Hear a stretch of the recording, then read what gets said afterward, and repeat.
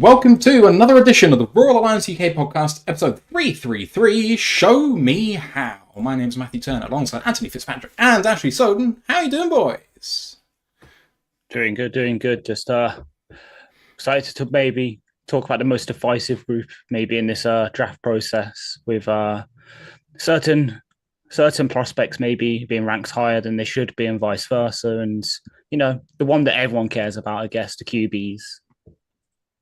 Yeah, doing good. Just enjoying this wonderful spell of great weather we're having over here at the minute. I'm not so used to having the sun in my life so early this in the year, but it's lovely.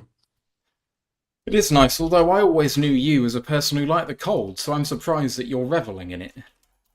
Yeah, well, after winter, you do want a little bit of nice weather for a bit. I like to walk, I like to hike, and you need good weather for that. So you need the ground to dry out a bit. So, you know, this is perfect. And plus, it's not exactly warm. It's still freezing. It's just sunny. So this is like paradise for me. Like, it's sunny weather, but it's actually cold. So, I'm in my element. You absolutely are. Many thanks at the top of the show to Dan Pass, subscribing at Tier 1. That's his 37th month and says happy halfway, almost there. Hope you guys are doing well and well played to Villa Ash. Clapping. Yay. We are, of course, here, as mentioned, to go through the quarterback draft class. But first, please do join our Discord channel. We are now just mere weeks away from the NFL draft. It's going to be a hotbed of activity. There's no better time to come and say hello to us three and the entire gang, the community on there. So please do click on the link in the live chat or the link in the YouTube, in the audio description. Apologies. College football podcast, Stan. I think you've got your last one of the season coming up. Yeah. Probably on Wednesday or Thursday, one or the other. But yeah, this is we usually stop it about 2 weeks before the draft and then have our little break because there's not the most going on right now. It sort of settles into a bit of a holding pattern until spring training is done. So yeah, we'll be back this week, and then we'll take our break till a couple of weeks after the draft. And our next show on the main podcast is going to be fun. This is our last positional breakdown. Next week, we are doing our Lions only 7-round mocks each. We're at that time already. 7-round mock for the Lions. The week afterwards will be our first and final full round mock drafts on the main show. And then, apart from a little gambling fun show but just before the magic starts, we will be live for our super duper NFL draft show. Is going to be a 3-day extravaganza featuring 26 hours of streaming in the 3 days, plus a recap after it's all said and done on day 4. We're going to have some great guests. We're going to bring the hot takes. We are the most knowledgeable Lions show on the internet, especially when it comes to the draft. So you want to be here. It will be 100% entertainment. There is a link coming into YouTube and Twitch right now to the Facebook event where we will post some news and upcoming bits and pieces about that. If you want to watch the show and you wouldn't mind RSVPing there, that would be absolutely fantastic. Thank you in advance. Please do like this episode too and sub to the podcast and go and help out our friends at Lions Nation Unite Herman Moore's project to bring the best in Lions content creators together. We're Twitch affiliated, YouTube monetized, and there's a tip jar down below if you want to show some love that way, but just being here is enough. Let's go for the news. And there's not a huge amount, but New Jersey numbers are announced. The major changes. Terry Arnold has gone from 0 to 6. He has said it is to honour his former teammate Jaxson, who obviously passed away after the draft last season. Gibbs has gone from 26 to the vacant 0. JMO has gone from 9 to 1. And Al-Qadim Mohammed has gone from 69 to 96. Thanks, Ash, for that. It was revealed that the proposal re the playoff seeding was created in collaboration with the league office. It looks like they kind of pushed us in that direction, although obviously it's kind of been widely kind of met with approval. I don't know whether it actually passed. Did it pass? Do we know? It was tabled for further discussion. So the adjustment of considering making is if a divisional winner wins their division with a record sub 500, then they get seeded lower than a better team. Fair enough. There we go. All right. And new videos of Hutch and Rodrigo doing some running have hit the rounds at the indoor field in Allen Park, leading to some hints at where they are in terms of recovery. And boys, they both look pretty good on their way to recovery, but Hutch especially so. It looks like, to be honest, if the Super Bowl was today, he'd be almost 100% go. Obviously, we're talking about him being back in full for training camp and that sort of thing. But it's really positive stuff from him.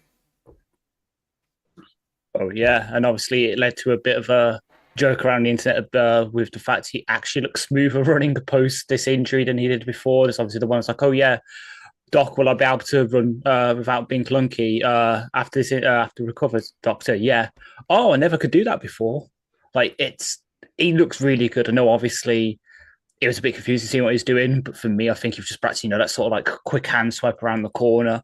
But he looks good doing it. And the same with Rodriguez. I know Rodriguez a tiny bit further back with his recovery since it's a worse injury, inverted commas, but both look pretty good, yeah. And hopeful they can, be back for the start of the first game in September, if not way earlier for in Hutch's case. Rodrigo might be pushing it a bit, but it's encouraging rather than, the dire news that we kind of got last week in inverted commas about Alim potentially not being back till mid-October. That's a bit more worrying.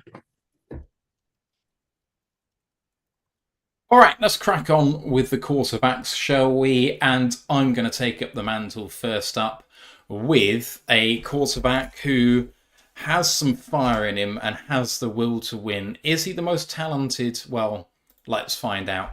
It is Riley Leonard from Notre Dame. So, Riley Leonard, an interesting quarterback. He is a senior at Notre Dame. He's been there for one season after spending 3 years at Duke. He's 6'3" and 6'8", 216 pounds.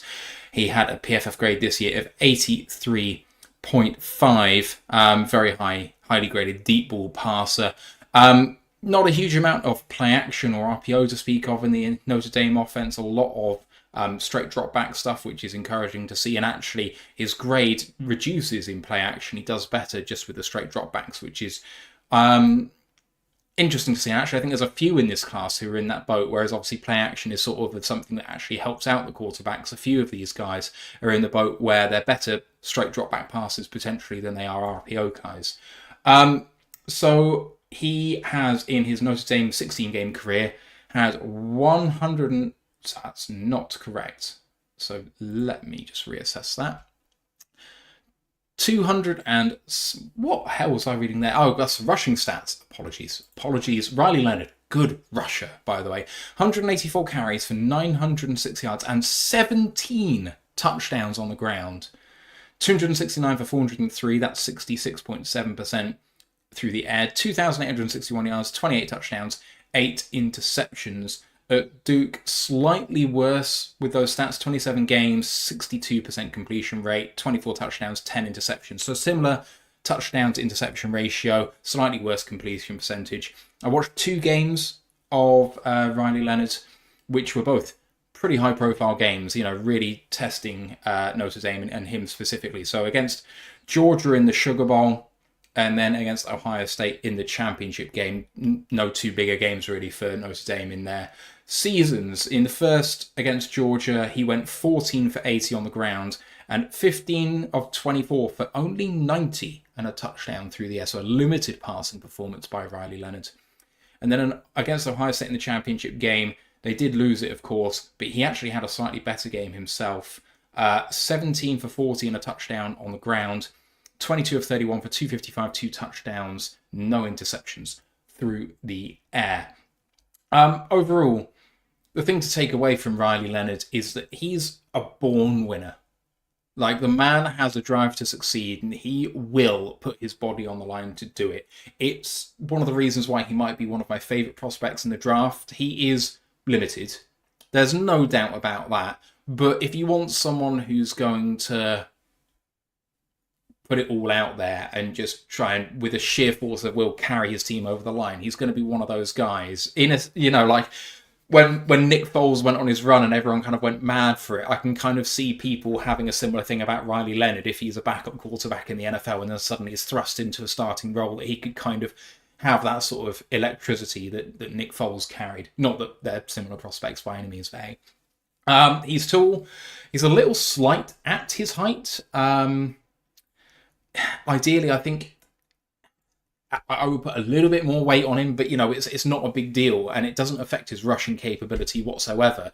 I do think he could be a dynamic rusher in the NFL if he did put a little bit more weight on. Not that he's not already, but if he could, really put the shoulder down with another 10 pounds, I think that would add a little something to him. But as it is, he's excellent. He's got average arm talent, but an excellent rusher. His floor, therefore, is, I think, a career backup in the NFL, and his ceiling. I don't really see much more from Riley Leonard, unfortunately. But the thing is, if you want someone to be a career QB2 who's going to be smart, who's going to train up the scout team, who's going to give your starting quarterback the best chance to succeed, and if you want someone who, in a pinch, you can bring in knowing that he is going to give you everything and will win games in the NFL, I am certain Riley Leonard, as a starter in relief, will be a threat to win games in the NFL, because his skill set is one that is going to be quite easy to actually design an offense around. We've seen quarterbacks like this before. It's not rocket science. So in some ways, I actually really like him for that as a kind of safe bet if you want a backup quarterback. As a passer, he doesn't really seem to make full field reads. Mostly kind of has one read, or he reads half the field before tucking and running. I think one of the reasons for that is that he is such a good rusher. Not that he's particularly quick, although when he takes off, he is quite explosive. We're not talking about someone like Jalen Milroe here, but he would be an above average NFL talent as a rushing quarterback for sure. And that means, because he's relying on that, he doesn't need to make full field reads. He can kind of key in on the one thing he wants to see. And if he doesn't see it, he can tuck it and run. And I think that has kind of helped him win games at the college level, but it has kind of hindered his development as a passer. Whether he can develop that, I'm not sure, but we'll see. When he's given time to throw, he sometimes hangs in the pocket and he doesn't try to bail too quickly, and he can survey the field. But I think Notre Dame had a couple of injuries on the offensive line this year, and so he was actually under pressure a reasonable amount, and so he was kind of bailing a little bit because of that. And obviously in the playoff run against some of the better defenses, that was happening a bit more too. I mean, Georgia were wrecking Notre Dame's offensive line, and they still got the win, which is particularly impressive. He's got a good internal clock. It means that he can avoid pressure particularly well, especially from his blind side, in difference to a few of the other quarterbacks we're going to mention tonight. He's got a good read on when he needs to escape. He's a good scrambler when he's pressured. I mean, I did say he was an explosive runner, and that really forms part of that. He's able to keep his eyes downfield when he is scrambling, and he's got a reasonable throw when he's doing so. His throwing base is poor. His feet and footwork, generally speaking, I don't think are the best. It does mean that his accuracy suffers, especially as he gets to the intermediate and deep levels. I don't want really him throwing on the run, which is a shame because he's such a good runner. If he was a better thrower on the run, he would be that much more of a threat. Because his footwork is poor, he doesn't drive through the ball with his legs, which means that his passes lack zip. And I think he could actually correct this. I think one of the reasons why is because he's trying to stay on his toes as a runner so he can explode and escape quickly, but it doesn't provide a good stable base to throw. So sometimes I think if he's going to decide he's going to pass, he needs to set a bit more easily rather than his default being, at least I can run out of this. His throwing motion's awkward as well. He throws with a heck of a lot of wrist and not a lot of arm whatsoever. It's like that for the people who are watching on the camera. There's no this, it's that. And that kind of works if you're throwing short passes, especially if you want to throw with a bit of touch. But he kind of does it with everything. And again, lacks a little bit of zip. So a bit more of a stable base and a bit more kind of follow through with his arm. And I think he could develop that zip. So, there is room for improvement as a passer. It's not a complete loss. Like I said, that sort of throwing technique means he can be an inconsistent thrower to all areas of the field. And sometimes, because he's inconsistent, he'll make these terrific tight window throws, especially over the middle of the field. And you'll watch it and think, there's something here. And then sometimes he'll miss the most obvious of even short throws or screens. Sometimes they're not on target. It won't be that he's under or overthrowing them. They'll just be not at the person he's trying to throw to, which is not great. His decision-making can also be a bit suspect. often throws out of pressure a little bit too late. He tries to do a little bit too much sometimes, and it can be into completely open air. At the NFL level, with defenders who might be able to read what he's doing, could lead to more interceptions than he suffered in the college ranks. As the runner, though, like I was saying before, he is a weapon. He's used as a design runner on about a third of Notre Dame's runs total, which means I think he is the second highest rusher on the team. And it means that because they rush 60% of the time and they have an excellent running back who could be a first-round pick next year, I think. Correct me if I'm wrong on that, boys. 60% of their plays are runs, which means he's rushing a third of those. So his designed runs are about 20% of Notre Dame's entire offense. So it goes to show you how reliant on him they are. Despite only being 216 pounds, he's got great power, and he's also got really good timing with his runs. He knows when to hit the hole. He's got good patience and then explosion into it. I think he would be a borderline top 10 rushing quarterback. Just that timing, picking the right gap, knowing what he's looking for, explosion into it, being able to drop the shoulder. I know I said maybe put a little bit more weight on, but actually probably doesn't need to. Actually, he's probably okay. Overall, while I said that maybe he can sort out some of the passing mechanics stuff, I think what makes him such an exciting prospect and what raises his floor is that rushing ability. And if he can improve those throwing mechanics, does that detract from what he can do very well? I don't know. So I have questions as to, like I said, what his ceiling is going to be. I think his floor is firmly a QB2 in this league. And I think that he'll be a coveted QB2. Like, people will look at him and see the desire and will to win and the smarts. He's got it, in his head. He can call protections, all of that stuff that you kind of want to see from a passer. So my comp for him is between two guys. One's Taylor Heinicke, who obviously is not the best passer, good rushing quarterback, does win games in this league. The other one feels a bit weird because he's a former number 2 overall pick. But Marcus Mariota also. Similar power, not an amazing passer, terrific leader, people follow him. I can absolutely see Riley Leonard being one of these guys. So my grade for him is a 50, which in our grade is a bottom of the 4th round pick. I just think because he's going to be a desired kind of guy in that range, I don't see him falling much further than that. I think someone's just going to like what they do, and he's going to be good insurance for a good team. But boys, I'm going to open the floor to you. What do you think of Riley Leonard? I like that Mariota comp you just gave him, because admittedly, I wasn't fully in the NFL then, but having heard about Mariota using a very similar system, sort of spread, run a lot, which meant, he wasn't the best starting actual QB in the league until he's found the right system, and now with the Commanders, he's the backup there.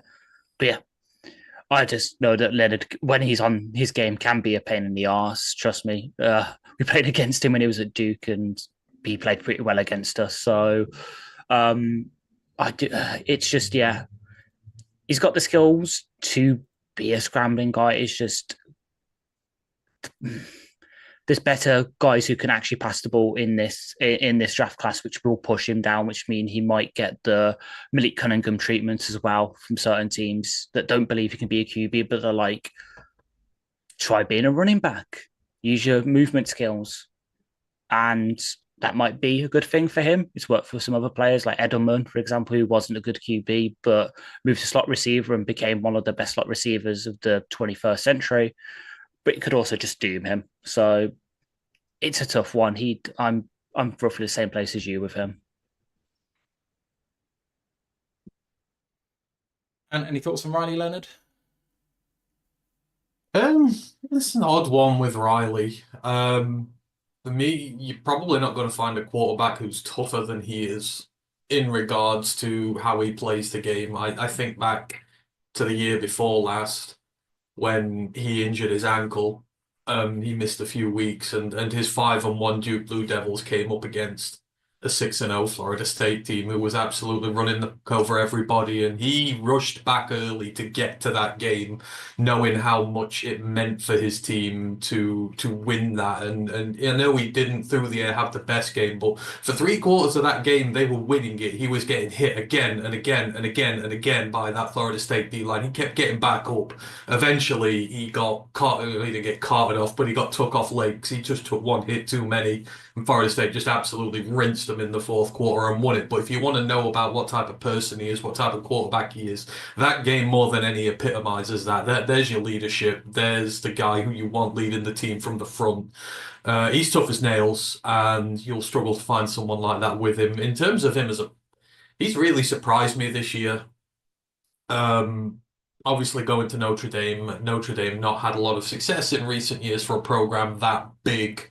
They've gone through a whole host of quarterbacks there. You know, they've had transfer guys in, they've had their own guys in. No one who's really been able to get the job done with them. And with Riley, given this was only his second year as a starter, really, to go there into a system that's more run heavy as well. They love to run the ball there first and foremost before the QB throws it. He's fitted in there really well with enormous expectation on that program, and he's led that team to a natty. You know, they didn't win it in the end, but it's more than any of his predecessors in, the last decade or so have done in that program. So again, you look at him and he's tough, he's resilient.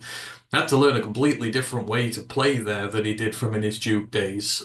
And, when you see the passing and you say it's inconsistent, I think it's because, he doesn't have the depth of starting experience, some of these guys. I think there's a lot you can grow with him. I think he's still got a lot of room for improvement, but he still has a long ways to go. I think there's a lot of potential still to be had with him. So if you can find him at the right team, in the right situation, and be patient, work with that dual threat ability, but work on the arm a little bit. Just work on the consistency, I think is the thing for him. It doesn't matter if you don't have a deep arm in the division, it's consistency with your passing.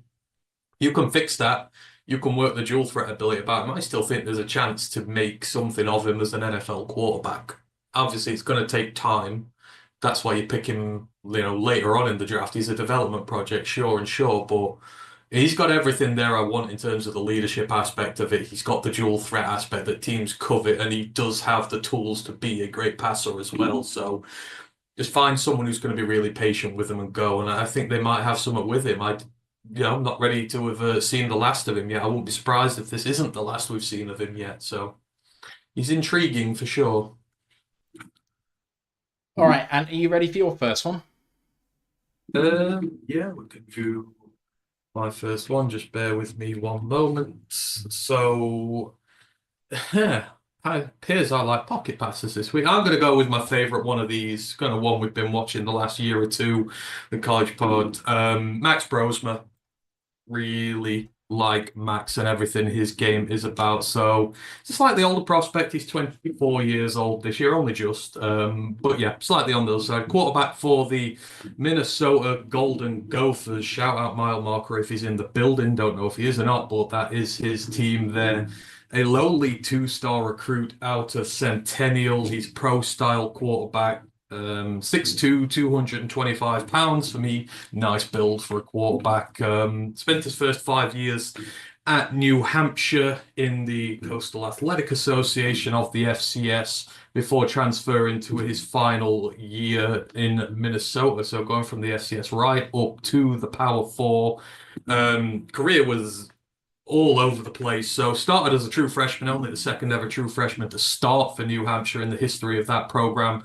Then, of course, COVID came around, so they missed all of 2020 pretty much. He was out fully injured for 2021, but then he took the starting job for 22 and 23, and then he's come straight up to Minnesota, taken their starting job from day one in terms of his overall stats from college. He's 953 of 1,498 on his passes, which is 63.6%, 10,801 passing yards, 87 touchdowns, just 25 interceptions. As I say, not much of a rusher, 629 yards total, but 14 rushing touchdowns. So when you get him in short yardage situations, he is pretty decent. In terms of the year he's had at Minnesota, his 1 year at the power level, 268 of 406, which is 66% on his throwing, which is an improvement on his career average. 2,801 passing yards, 18 touchdowns, just 6 interceptions. Only rushed for 134 yards, but scored 5 touchdowns on the ground as well. So just to give you a bit of backstory on him, the schemes he's played. So at New Hampshire over the 5 years, New Hampshire generally tend to favor the spread offense. It's not air raid, it's spread in its old-fashioned form.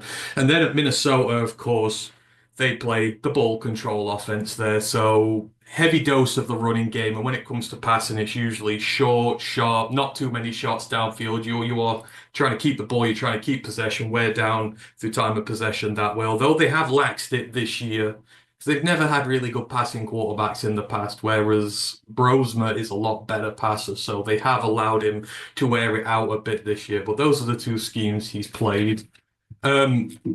So just to give you an idea of the situation he ran into this year. So as I say, this year, first year in the FBS with Minnesota. It's first season in the Power 4 in the FBS all told. He's just played his FCS football there.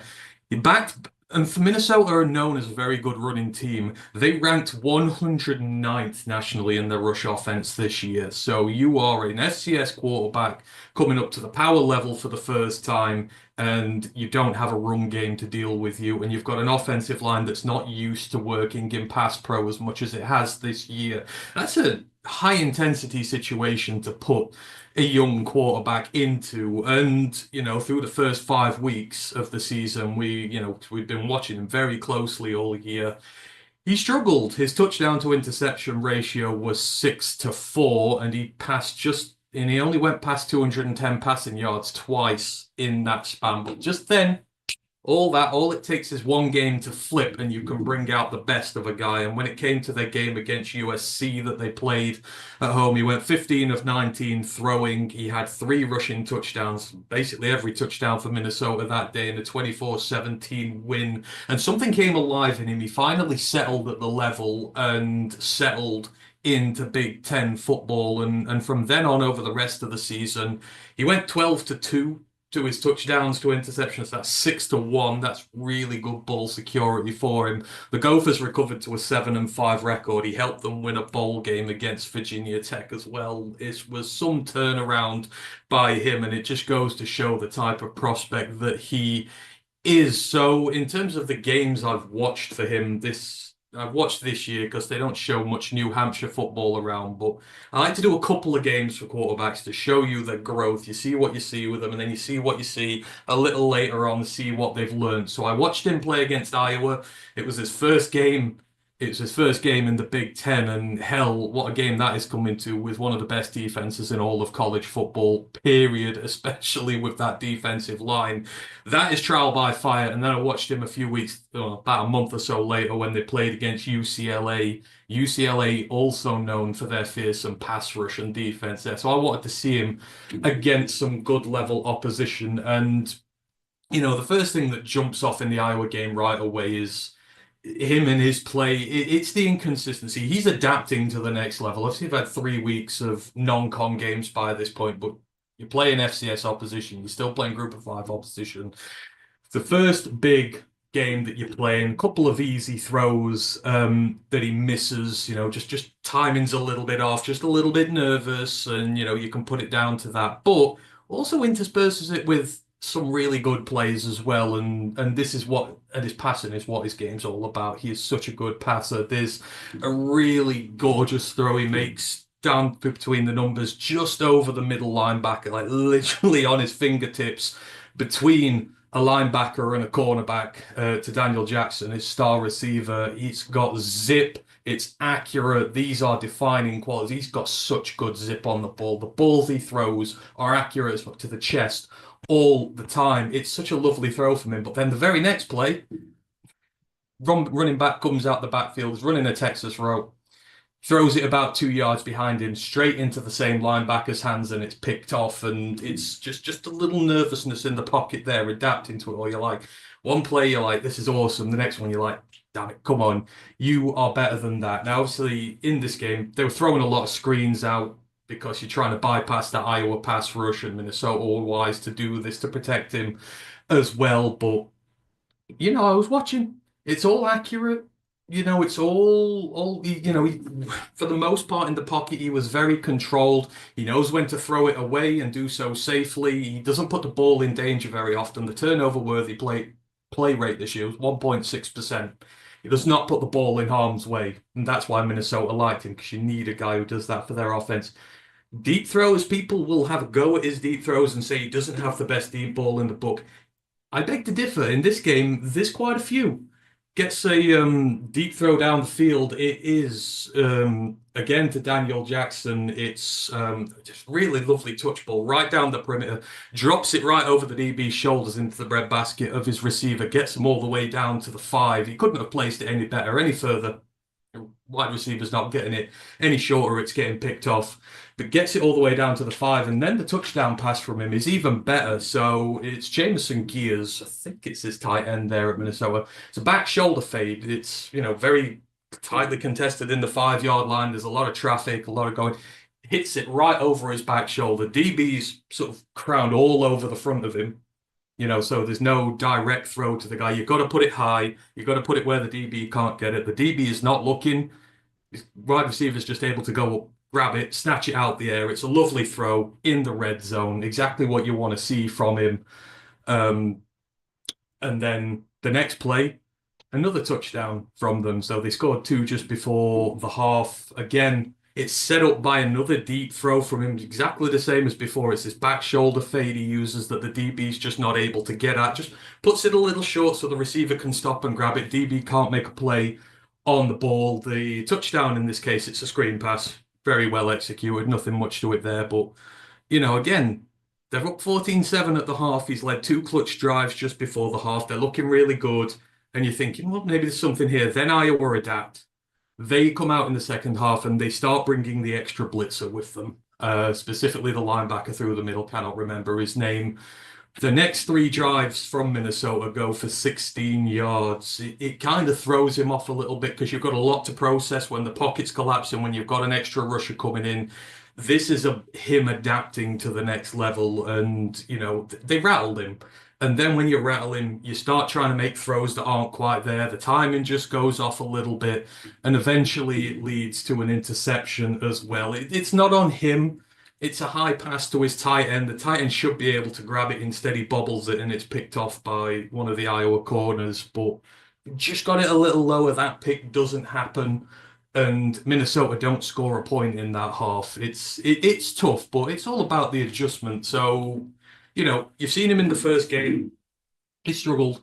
How do you adapt to that? That's why we go to the UCLA game about a month later. Obviously, he's got a lot of tape to watch from that one. And it's just a completely different quarterback that you see at this point. Again, he's getting pressured a lot in this game, but the throws are beautiful. They're crisp. Another one where he bisects the linebacker and the cornerback because he can put into tight windows. And when you say he throws with zip, he throws with zip. This thing's like an ice rope that it goes along. It's powerful, but not too strong. He just gets the right amount on it, and it's always into the receiver's chest. He's going to the perimeter, just out in front of the receiver, so the DB can't make a play on it. It's one of the best things about him is where he locates the ball. Again, where were we? So the touchdowns. The touchdowns in this are absolutely awesome, and this is what he's all about. So one of his great attributes when you're in the pocket, it's his reads. He's always looking around all 2, 3, 4 reads. He never zeroes out his target. That's why he's only had 6 picks this year. DBs, for the most part, they're not the ones getting the interceptions on him because they can't read where he's going to pass it. A lot of QBs like to focus. They're on one read.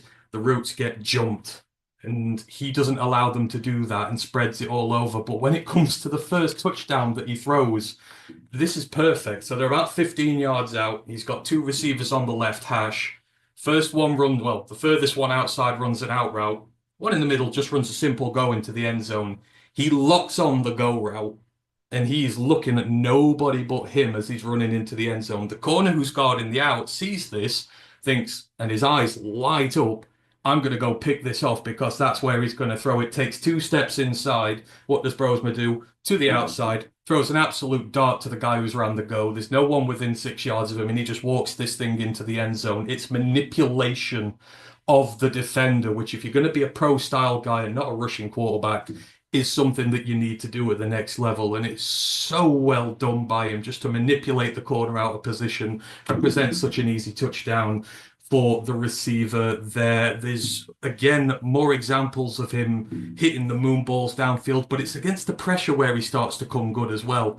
So there's a particular play where Oladejo, the one who the Lions apparently really like, who had a rough game here, he gets out of about 3 sacks that he can have on him. But the first one, Oladejo's got a free rush through to him, just dips underneath him completely and utterly sends him sprawling. He rolls out to the right. He stiff arms Siali Taupala, who's the 6'4", 310-pound defensive tackle. Stiff arms him straight to the ground, rolls out to the right. There's nothing there. He throws it away, but you talk about feeling the pressure in the pocket, not being able to deal with it. Just in that short month, you're starting to see the strides he's making. He's not panicking in the pocket. He's able to evade the pressure sacks. He's able to avoid the rush from the DT, get it out of harm's way. If there's nothing on, there you go. That's what you want to see from him there. He draws an end zone DPI again. Another really perfectly placed ball. This one's from about 30 yards out, but he just drops it short enough to entice the DB to try and come in and make a play on it. All the receiver has to do is stand there, wait for the contact. DPI is called. It comes to the 2-yard line. They rush it in. That's their second touchdown for them. And then the third touchdown comes in a 2-minute drill. They're down 3 points, 2 minutes to go. All their timeouts have been burned to get one final possession. How is he in the 2-minute drill? How is he under pressure going out there trying to win a Big Ten game himself? And does it in about 2 minutes. First one, again, great patience in the pocket. He has to sit there and wait for a comeback route because none of his receivers are open. He has to wait about 5 or 6 seconds with the pocket collapsing around him. He waits, throws a dart to the 50. The next one's a 27-yard throw. Again, he manipulates the DB to come inside. Thinks he's locked onto one receiver and then just immediately throws it to a guy running a go down the edge. Nearly 30 yards, gets them right into the end zone.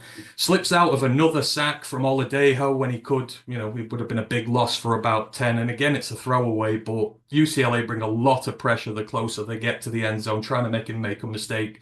Second time, he just absolutely flummoxes him. It's a 2-step to the left. Oladejo goes flying past him. Nothing comes of that, but the very next play goes into the end zone. So again, 5 seconds he has to wait in the pocket. It's a delayed running back leak out of the backfield that they're deliberately trying to do because there's no one going to go with him. Eventually manages to get free, stands there, waits tall again, throw right into his chest, into the end zone, touchdown, win for Minnesota on the road. It's just, he looked like a seasoned pro by this point. People say he's been in college 6 years, but at that level, under that amount of pressure, with those issues you've had so long ago against another opposition, I just see the growth in his game and what he's all about. And they went on to win that. They won it on a pick a couple of plays later. There are a few issues in this one. Carson Schwessinger sacked him twice, nearly 3 times. He has a problem with the delayed blitzers and recognizing them sometimes because when you're going through 2, 3, 4 reads, you're quite focused on your receivers, trying to focus on where the ball's going. You're not so focused on where the non-edge rushers are coming because you're not looking for them. And, you know, so that's going to be an issue he's going to have to deal with at the next level. But in terms of like him as a player, what I will say, the eyes are great. He doesn't get suckered into any bad throws. Again, he moves people around with his eyesight. He's checking all his reads out, checking what the safe option is. The placement, for the most part, is absolutely perfect. 66% this year. Not many droppable balls. Again, exactly where they need to be. The placement is really good. The touch and zip on those balls, for me, are perfect. And then, as I say, it's the patience in the pocket. You know, you have to take your time and you have to be able to deal with this pressure. And he's shown himself to be a very patient passer. If he needs to wait 3, 4 seconds for a play to develop, he will. And you saw towards the end of the season where he did start using his feet a bit more. That'd probably be his next step of development, you know, to avoid too many pressure sacks. But for the most part, I really like Max Brosmer.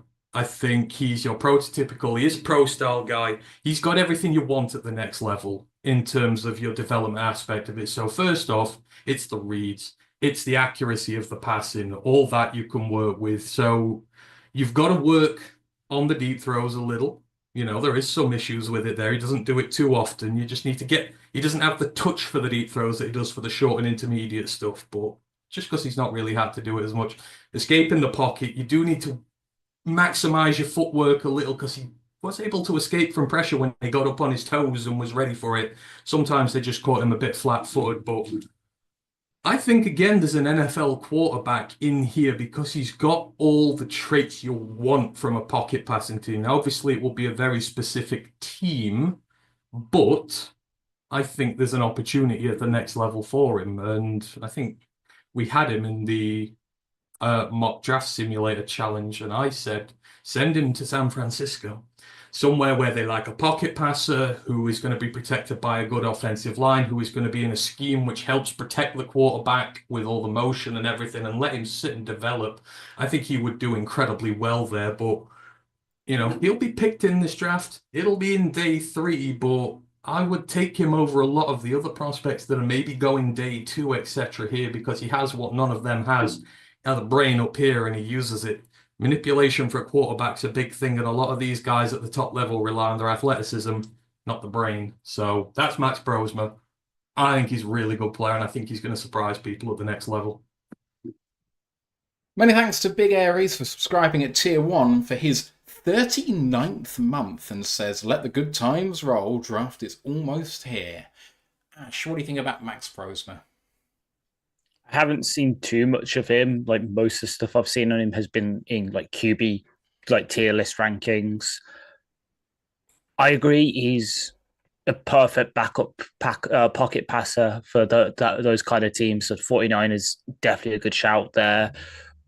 Us to an extent, but obviously we don't need him. Those ones that kind of, like to keep their QBs in the pocket, rely on the weapons, rely on the O-line to deal, which is why I've seen people compare him to Case Keenum, CJ Beathard, who obviously was a backup for the 49ers for a couple of years, especially behind Jimmy G.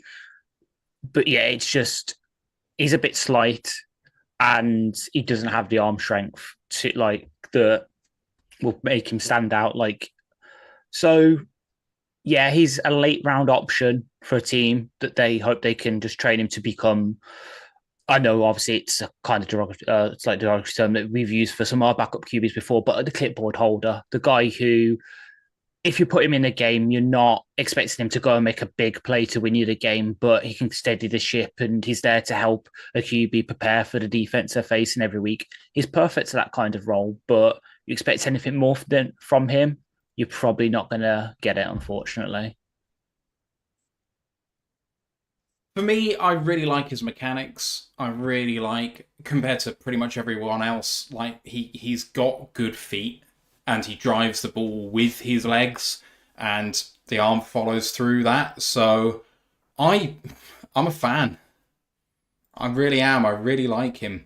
It's going to be interesting to see where he goes to the next level. I agree with Ant. His landing spot's going to be all important. So, you know, can he go to an organization which is going to value him and also maybe a system that already exists there? I don't like San Francisco as a landing spot, mainly because I think their offensive line is meh at best at the moment. They've really kind of gotten worse quickly at that spot. So I don't know. I mean, short-termist maybe, because maybe they'll draft to replace that, but it just doesn't work for me at the moment. I would love to see him at the Chargers, but they just got Trey Lance and they have Heineke as a backup. So there's probably not room for him there, but I think behind Herbert, that could make some sense. It's that sort of quarterback. I mean, hell, the Rams could be interesting.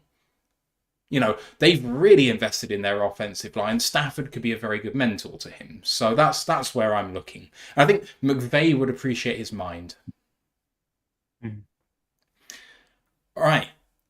Ash, your first guy. Yeah, is that a bit of Elvis I can hear? Because I think we're going to be about to get all shook up by Tyler Shough, the Louisville QB. who stands at 6'4", 219 pounds. He's a redshirt senior. He's one of the oldest players in this class at 25 years old. He is just under a year younger than me, which scares me. He has been in college, though, since 2018. He started 2018 to 2020 at Oregon, transferred to Texas Tech, where he was there for 21 to 23. And in this past season, he transferred to Louisville. He has tested and he got a 9.71 RAS, which is pretty damn good. He didn't do any of the agility testings, though he had an elite speed ranking with a 4.63 40-yard dash, good size and explosion scores. Though, spoiler alert, the 40 really isn't there on tape. His past season on PFF, 87.4 offensive grade, 87.7 passing, 56.0 run. He played 768 snaps. He had 243 completions on 391 attempts, 62.1% completion rate for 3,191 yards, 23 touchdowns and 6 interceptions, which gives him a 101.1 NFL passer rating. He had a 9.7 yard average depth for target, 5.1% big time throw rate, 1.8% turnover every play rate, 2.92 second time to throw, 9.3 pressure to sack rate. So he was pressured 150 times, but only 14 of these were sacks. And he did commit 3 penalties. On the ground, he had 30 carries for 132 yards and 1 touchdown. He fumbled the ball twice and he forced 2 missed tackles. So I watched the lowest graded game available for him, which was the game at Virginia this year. And then his highest graded available game, which was the week after versus Miami of Florida. So against Virginia, he had a 68 offensive grade, 68.3 passer, 57.8 run. He was 17 of 30 for 231 yards, 1 touchdown, 1 interception, and he was 1 of 9 on the ground. Against Miami, 85.3 offensive grade, 82.1 passing, 17.8 running. He was 31 of 52 for 342 yards, 4 touchdowns, and no interceptions, also being 1 of 3 on the ground. So, passing-wise, you can visibly see him going through his reads, which is obviously a positive. He's quick going through them, knows where his sort of check downs are, though he's got the arm talent as well to hit them. Like, it's not Josh Allen level. He's not a laser Mahomes throwing 80 yards, but he's got it to zip it, got enough arm to zip it downfield a good 40 to 50 yards accurately. And he can use touch really well. So he's not just bombing it in there. He can make sure that it's catchable for his receivers. He is better throwing deep than short, though. He does have a bit of the Anthony Richardson to him, where it is way better throwing downfield than it is short. We saw that this past year against us, where he had some really good deep shots, but anything close to the line of scrimmage, it was going wildly away. That's because quite a lot of these QBs in this class, he does need to work on his footwork, which is a bit concerning considering he's been in college for pretty much forever. So he did leave some inaccuracy in his throws, especially short, because he does tend to fade away and throw off his back foot rather than step up against any pressure. And he does kind of have happy feet against pressure, which is explainable because he has had a vast injury history. He's broken his collarbone. He's had multiple injuries throughout his career, which is why he's been in college so long. He's had a couple of medical red shirts, and it has led to him getting a touch of the Baker Mayfield happy feet. So the end of his Browns career, Baker, obviously, because he was scared of getting hurt, was just getting out the pocket as soon as he could against phantom pressures, which led to some bad plays from him. So his interception against Virginia, the one interception I've seen, was just an arm punt anyway. So I'm not counting that as one of his bad decisions. It was a 3rd and 13, and it was just a deep shot that the free safety just beat out the wide receiver for. Nothing really bad there. He's a really good passer. Mobility wise, despite what the 40 says, he's not a scrambler at all. Like, he's got enough mobility to move the chains if you want to scramble, and he does have good push on QB sneaks. So I saw QB sneak against Miami where he got a good 4 yards on it, and against Virginia, he did scramble to convert a first down. But you're not exactly asking him to run any read options or RPOs. He's a very traditional pocket passer, though he does have limited experience playing under center. He has mostly played at shotgun. And despite what I said with his inaccuracies, you've got to let him off a bit this year because his receivers just didn't help him. They did drop the ball quite a lot. Plus, against Miami, the ref should get a PBU because they literally stood in the way of his receiver trying to catch the ball, and the receiver's like to the ref, like, "What are you doing?" So let him off a bit with the inaccuracy stuff. So I have three for all of my guys. I have three comparisons: a low, a mid, and a high. So the low comparison for Tyler Shough is someone that the podcast loved a couple of years ago. Very similar player in Carson Strong, strong-armed QB, mind the pun, but with some injury issues. Who got picked up by the Eagles, didn't he? And just never worked out. You couldn't get over the injury issues. The middle is a less mobile Anthony Richardson, as I said, better passing deep than he is short. Has to work a bit on his footwork and his processing, but there's definitely tools to build on. And the high upside is Baker Mayfield. If you can get rid of the happy feet, work on the footwork, get his short accuracy a bit better, you could have a very good QB on your hands. So he's currently the 6th overall QB and the 98th overall prospect on mock draft database's consensus big board, puts him around a late third rounder. I ranked him roughly the same area, so I've put him as 62 out of 100, which is a late third round grade, because he will come into the league as your sort of steady backup QB in the right system that can take advantage of his ability to push the ball downfield with his arm strength and to work the deep game, sort of keep defenses honest. Though, again, as I said, you do need to work on the short game for him to be like a proper good backup QB with potential to be a low range starter. He's a QB that the Lions could trust to come in for Goff if he got hurt, steady the ship, and win us potentially some games as a spot starter without having to eliminate the shot plays to Khalif, to JMO and such from the playbook. But to counter him anything more than that would probably be a disservice to him if we did pick him up, which I'm not expecting, because obviously we've got Hendon, we've got Carl Allen, we've got Jake Fromm. But let's say we did, it'd instantly be competition for Hendon for QB2 with especially with his experience being in college for so long. He's played in a variety of systems. He knows how to work defenses. He'll be that kind of clipboard holder for Goff, but I'm not expecting it because obviously we've got our backups. But somewhere, like where we just mentioned, Rams would be a good fit for him.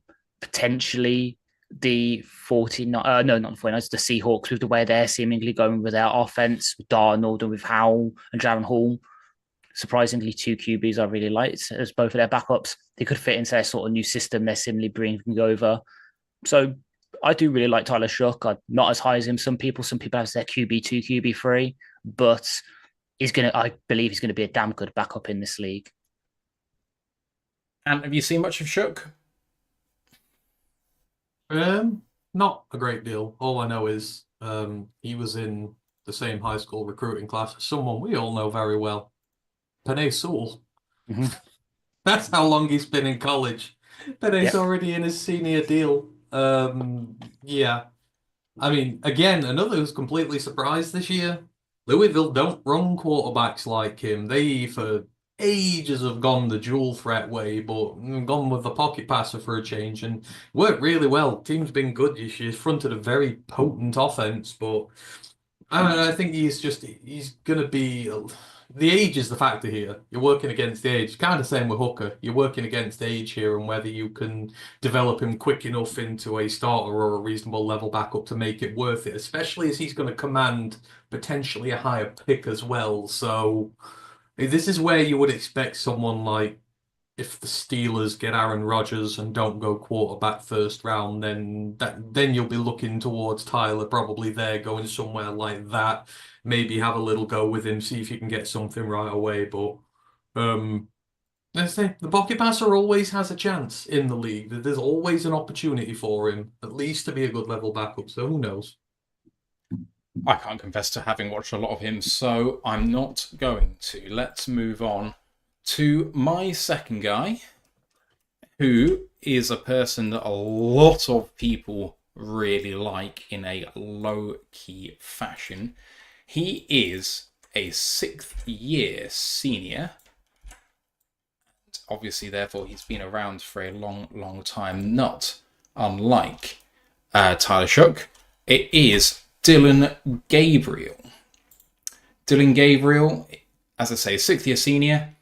Oregon quarterback. He is 5'11 and 1/8, 205 pounds, 86.6 PFF grade this season. He's got 9.25-inch hands and 29.5-inch arms. So if you don't like small-handed quarterbacks who are small and have short arms, you're not going to like him. But there's a lot to like about Dillon Gabriel. Let's go through some of the other stats first. He was at Oregon this season, Oklahoma for the previous 2, and UCF for the 3 before that. He spent the last, I believe, 4 years as maybe 5 years as a starter. Oregon, 14 games in this most recent season. On the ground, he was 75 rushes for 149 yards and 7 touchdowns. So rushes a bit for not a lot, but he does get a few touchdowns. Through the air, 326 of 447, that's 73% for 3,857 yards, 30 touchdowns, and 6 interceptions. He very much is quite a safe quarterback when it comes to completion percentage and touchdown to interception ratio. At Oklahoma, he was 24 games, 496 of 751 for 66% completion, 6,828 yards, 55 touchdowns, 12 interceptions, so much lower completion percentage, similar touchdown to interception ratio though as before. And then UCF, earlier in his career, 61% completion rate, 70 touchdowns, 14 interceptions. So again, very similar touchdown to interception ratio. He has been a consistent quarterback in that regard. I watched 2 games of his, one being his week 3 game at Oregon State, which was his best of the season according to PFF at the 92.4, and then in the Rose Bowl against Ohio State when they lost and got decimated. It was his worst game, 55.3 in that game. So Gabriel, lovely throwing base. He's got a nice, quick, deep drop. He's very deliberate as a quarterback. There were quite a few RPOs in this game, and that does show in his stats as well. They were about 40% play action team, and that includes RPOs. So that facet of his exists. There is some pro style to Oregon, and there is some RPO. So it will be a bit of a transition potentially to the league, although, of course, the league does run some offenses in that sort of vein. So maybe a slight adjustment, but not a huge amount. But it will mean that if you want to get the best out of him, you might want a play caller who's going to be quite friendly to that sort of thing. Generally good throwing accuracy. He had a really long touchdown, which was a lovely option play where he fakes the pitch and rushes 54 yards against Oregon State. So he has got wheels when he wants, even though he only had net 149 yards on the season. He had a 54-yard rushing touchdown against Oregon State. He sees pressure very early when it's in his face and escapes well. He throws a loopy ball that's not necessarily the fastest. This one in particular against Oregon State drew a DPI because it allowed his receiver to get into position while the defender had his back turned. Throws a good timing and anticipation. He seems to be in control of his universe. He is very aware of what's going on. He's got a good head on his shoulders, and you'd expect that of a guy who's in his 5th year as a starter and his 6th year as a college quarterback.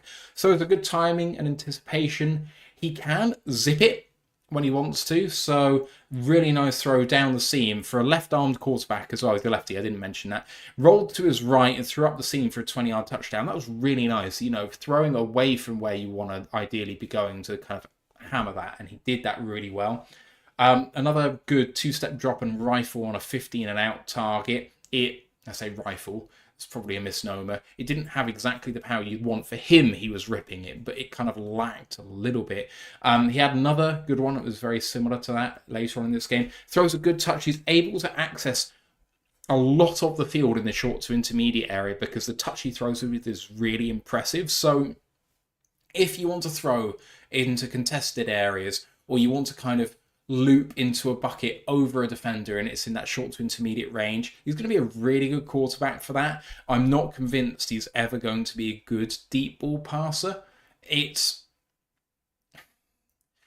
one of those where he really has to kind of chuck it up there to get the distance, and it just takes a while to come back down again, and I'm not sure that's going to fly in the league. He's a good scrambler when he needs to be, but he doesn't like doing it, and because he's kind of okay at it, he tries it a bit more than he should, and it can get him into trouble as well. I wish that he would try and do it less and throw the ball away. I've got visions of, Goff getting some pressure and trying to kind of spin out of it. And I can see Gabriel in that kind of vein where he thinks he's slightly better than he is at escaping. Not that Gabriel was in that vein, he's slightly better than Goff when it comes to that regard, but there we go. The Oregon stats, where he went 20 of 24 for 291 and 2 touchdowns, no interceptions, and 4 for 64 and 1 on the ground. The stats looked better after he threw a 65-yard passing touchdown with a screen. So that very much bolstered those stats.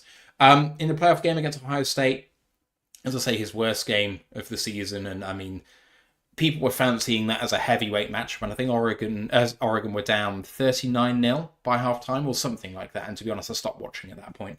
In this game, he was 12 rushes for negative 43 yards and 29 of 41 for 299 yards and 2 touchdowns, no picks. But the no picks is a bit of a misnomer here because he had an absolutely terrible day passing the ball. And credit to Ohio State for making things really, really tough for him, really putting pressure in his face. But he only just threw out the sack, hung in the pocket, didn't feel the pressure. And I think this is the thing. When the pressure's coming through the sort of A and B gaps, he sees it. Blindside, he's not great at kind of feeling that clock of when he should go or just trying to get rid of things. He seems to kind of get caught by surprise sometimes when it's not in his eye line. Threw over the middle off target and it should have been picked. It was slightly hurried and it was slightly in front of where it should have been. It was a throw into double coverage. It was a poor decision anyway in that circumstance. Later on, he had to wind up for a big throw deep and jump step into it. So it kind of lacks that big arm without having to put a really big effort into it. Sometimes he double pumps, and that really kind of tips a team off to where he's going to throw, and he throws it anyway. So he threw into triple coverage, and again, this should have been picked off, but the first defender kind of blocked his other 2 guys from getting there, which was, well, a shame for Ohio State, but there we go. But he got lucky again. He wasn't really under pressure for that throw either. He just threw into trouble. Then another one where the receiver fell just before he threw the ball towards the sideline, and he went for it anyway. Even though his receiver isn't there, the defender should have picked that off again. So you're looking about 20, 25 minutes into the game, and he could have easily had 3 interceptions, of which one was slightly under pressure. One's a unfortunate one where his receiver slips and he can't decommit from the throw. But one's just a totally unpressured throw into triple coverage. So, there's a mixed bag there of bad throws. And then you had, oh my God, why have I blanked on his name? That's going to be frustrating. Hang on a sec. You have... I don't have him reviewed on here. Who's the edge for Ohio State who's falling badly, but we like him? Jack Sawyer. Thank you. Jack Sawyer completely beat the right tackle, all ends up.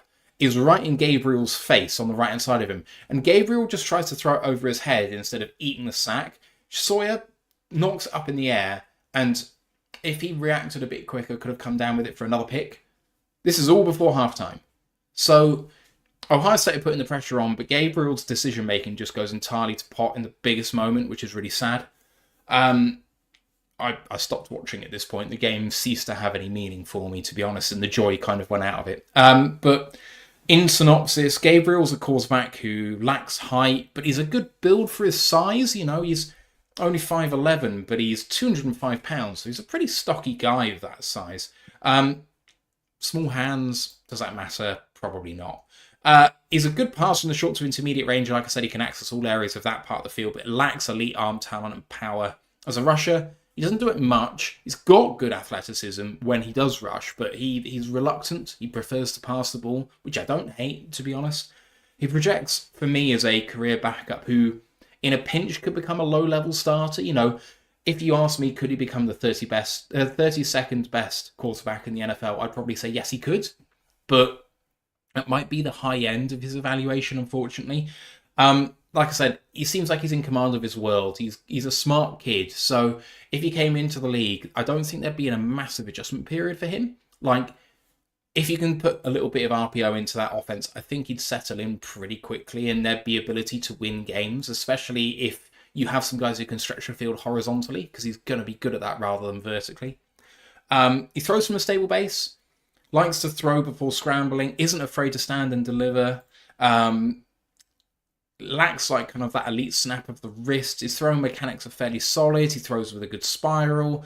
He's got good timing and accuracy, which means, in man or zone, he kind of can pick a team off going down the field if he's kind of going in those sort of 10, 15-yard chunks. In the biggest moment of his career against Ohio State, he crumbled. And, that kind of draws bigger questions about his capability to do it in other really big spots. Is he also going to crumble if he comes into the NFL because he has to start in a pinch in a key moment for his team? And will he be able to deliver? It's going to be tough, especially because he'll probably be a backup in the NFL and won't see many reps. So we won't be able to see that. Sometimes fails to see pressure when it's coming off either tackle. Can see it through the A and B gap, but otherwise no. So that's going to be interesting. As a rusher, good speed and burst, but isn't a feature part of the offense until he gets to the goal line. That's why he has 7 rushing touchdowns, but only 2 yards of rush net. Not a great scramble, although we will do it. At the end of the day, he is a better passer than someone like Riley Leonard, and there's no getting away from that, and he seems to have a little bit more confidence. But Riley, as a rusher, is just so consistent, and Gabriel doesn't really have that. But if you wanted to progress down the field in a 2-minute drill, I think Gabriel could run that, and I'm not sure Riley could if I'm comparing the two guys that I've watched in particular. So if I think about where he's going to go in this draft, I think it's going to be higher than someone like Riley Leonard, and I think there'll be teams that look at this and think, I can do something with that. I can make this guy my backup, and I can feel comfortable with him. So my grade for him is a 60, which is right down at the bottom of the 3rd round. If he's picked with the last comp pick in day 2, I wouldn't be surprised. And there will be quite a few teams I think will be interested in his skill set. I immediately think of someone like Miami, who've struggled with Tua Tagovailoa being injured so much and them having absolutely nothing behind him. Another lefty as well, so the blind side and the other side remain the same. It's a bit lazy to say, the lefty should go where the lefty is. But in some ways it makes a huge amount of sense. And while Tua throws with a bit more anticipation, and he's got a much better arm, generally speaking, especially the deep ball stuff by Tua, the short and intermediate game probably wouldn't change much stylistically. They're not dissimilar quarterbacks. They have a similar rushing profile. They have similar height. There's not too much that's dissimilar about these two guys. Tua obviously led the league in passing last year, was it? Not last year, the year before last, or something like that. So, trying to compare them totally is completely unfair to Tua, but Tua is a special quarterback when he's healthy. But that kind of fit makes a lot of sense to me. Don't see him for the Lions, potentially, really. We've got someone in this mold who we like very much. But boys, Dillon Gabriel, he's been around a long time, and I can imagine you've seen a lot of football from him. Yeah, 2019, started as a true freshman. And he's been all over, and I'm very intrigued. Obviously, 63 games, the most ever started by a quarterback in college football. I think he's got the record for most total touchdowns. I think he holds the joint record for most touchdown completions at like 160 or something stupid like that. He is vastly, vastly, vastly experienced. And he's been at some major programs. And all throughout his career, the one thing he's been known for, the ball security, has been fantastic. He doesn't give up many bad throws, doesn't put the ball in harm's way very much. And I'm sorry, I will have to disagree here. And this is why you've got to look at a prospect from his beginning days. You say he can't do no deep balls. In his freshman and sophomore years, he had over 30 touchdowns alone down the field from deep throws. Back when he started in his UCF days, because UCF liked to play their big offense, their big booming down the field stuff, he had 30 touchdowns down the field alone. That's not counting the rest of it. I think he had about 60 all told. It was absolutely nuts. What's happened is the scheme has changed for him. The teams he's been on have changed because UCF is a very, as I say, expansive brand of football that love to push the ball down the field. When we started doing the college pod in 21, I think it was, he was the best deep passer in the nation back then. You go to Oklahoma. Oklahoma's a lot more conservative by and large. You do pass the ball quite a lot there, but they didn't ask him to throw it deep downfield. It's not their bag. And then Oregon don't either. I think he threw, nearly 1 in every 3 passes this year behind the line of scrimmage Oregon asked him to do a ton of short stuff. They, again, didn't really give him an opportunity to go downfield. I don't know why he went to some of these teams, because I think he does have the arm to go out there and be a big-ass playmaker. And he's gone to these really conservative teams who've not asked him to do a great deal. Like, for as good as Oregon were this year, they've relied on having a load of big, athletic, freaky linemen and that who can get out to the perimeter, who can block, who can do all this screen stuff, who can do the short to intermediate stuff. It's not been the best area for him to showcase how dynamic he really is. And I mean, the experience alone is going to hold him in good stead coming up to the next level. To have played that many games, as a bare minimum, you're going to be able to come up in the league, and you will have already a vast plethora of knowledge at your disposal to be able to come up and work in a backup role whilst you work into a system. Now, again, yes, the size and the height is going to be an issue with him, but he has always worked with it throughout his career at big programs under a lot of pressure. He's been able to do really well. I don't think the Ohio State stuff's all on him. His offensive line abandoned him twice in games against them this year. They were not good at all. I mean, bear in mind, you're coming up against one of the best D-lines in the country, but he's another who's intriguing. I hold out lesser hope for him than some of the other experienced ones we've got here at this point, but again, it's a really lazy thing. It all depends on who he gets paired with, whether he gets paired with the right QB coach who is able to bring out his entire game and work with him on some of the issues that he does have in terms, you know, there are some mechanics issues. There are some things with him that you want to be able to try and fix a little bit with him. But I mean, for the most part, I think there's a lot that you've got the dual threat potential, which I can think can be brought out of him more as well. We were saying earlier with Riley Leonard. He's intriguing. The experience alone will hold him in good stead, and I think someone's definitely going to take a chance on him and see what they can do with him. I think he's got the tools required. It's just whether someone can bring the full package together with him, but I think he will surprise people potentially. Ash? I agree with the Miami fit. That's why you can see me kind of like, yes, when you're saying it. I pretty much got him penciled in at pick 98 to Miami. Like, he'd be the perfect backup QB for them because, yeah, obviously the lazy comparison of a lefty quarterback, which I know shouldn't really make too much of a difference, but obviously different blind side. It's a bit of adjustments for some of the receivers in terms of how they expect the angle they expect the ball to come into. So I love the fit there. I'm basically in between the two. I think with the deep ball stuff, like, yeah, okay, Oregon really didn't ask him to do that. So I've got his PFF draft big ball thing up, and he's got the 5th most screen yards in the FBS with QBs with over 300 dropbacks. Also got the 15th most deep yards with 960.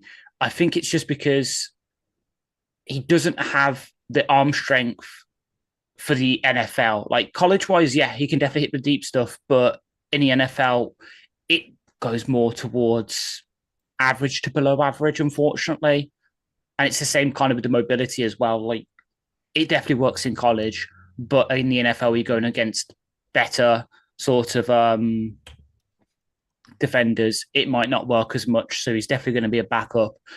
And then the height doesn't help as well. Obviously, he's going to suffer from what I kindly call Kyler Murray syndrome, where the middle of the field just won't be open to him, unfortunately, just because he probably won't be able to see over the offensive lineman. So definitely a career backup, but he's definitely got the upside to, if he has to come in for Tua, let's say Tua does a dumb again, jumps into a defender when sliding and gets another concussion, he can come in for Miami for a game or two and keep the ship afloat while they wait for Tua to sort himself out. But anything more than, I'm not expecting him to come out and be, you know, a top 32 QB in this league, unfortunately, just because the size limitations, the arm strength limitations are going to hold him back, unfortunately. All right, let's move on to the next one, shall we? And you are on the clock. Let's go with the wild card amongst this, and the one who I think might shock a lot of people potentially, maybe not now, but in due course. So next up, I've got Kyle McCord. He is the quarterback of the Syracuse orange. Once upon a time, five-star prospect coming out of high school. He was recategorized as a high four out of St. Joseph's, Philadelphia. He's 6'3", 220 pounds. Original commitment to Ohio State, where he was for 3 years. Spent the first 2 years backing up before getting the starting job in 23. Never really seemed to settle there. The fans, for some reason, the fans and the team never seemed to take to him as a quarterback. I didn't think he had the worst year going, but of course, when you lose to Michigan and you underachieve, you're under a lot of scrutiny there. They didn't promise to make him the starter in 2024, so he went into the portal and he ended up with Syracuse. He had a prior relationship with Fran Brown, who's the head coach there now, and his offensive coordinator there. So this wasn't just, an any given move to anywhere. This was a very tactically calculated move to go somewhere where, with his last year of eligibility, he thought he might be able to start and he might be able to, do something before his draft experience came up. Very interesting. When he came into college, his comp when he came out of the high school ranks was one Matthew Stafford. And if you watch his game, you can maybe just see a little bit why with him. In terms of his career itself, he's 660 of 1,005, 65.7% for the completion percentage, 8,535 passing yards, 61 touchdowns, 20 interceptions, 211 rushing yards, and 3 touchdowns. So in terms of been a dual threat guy. This is another pocket passer. I think all the guys have got a pocket passers today, but this move to Syracuse has really reinvigorated him and put charge in his draft campaign again. So this year alone, he went 390 of 593, 66% completion rating for him, 4,760 passing yards. It was the most in the FBS by a quarterback last year. 34 touchdowns, 12 interceptions, and a few rushing touchdowns as well, but nothing crazy.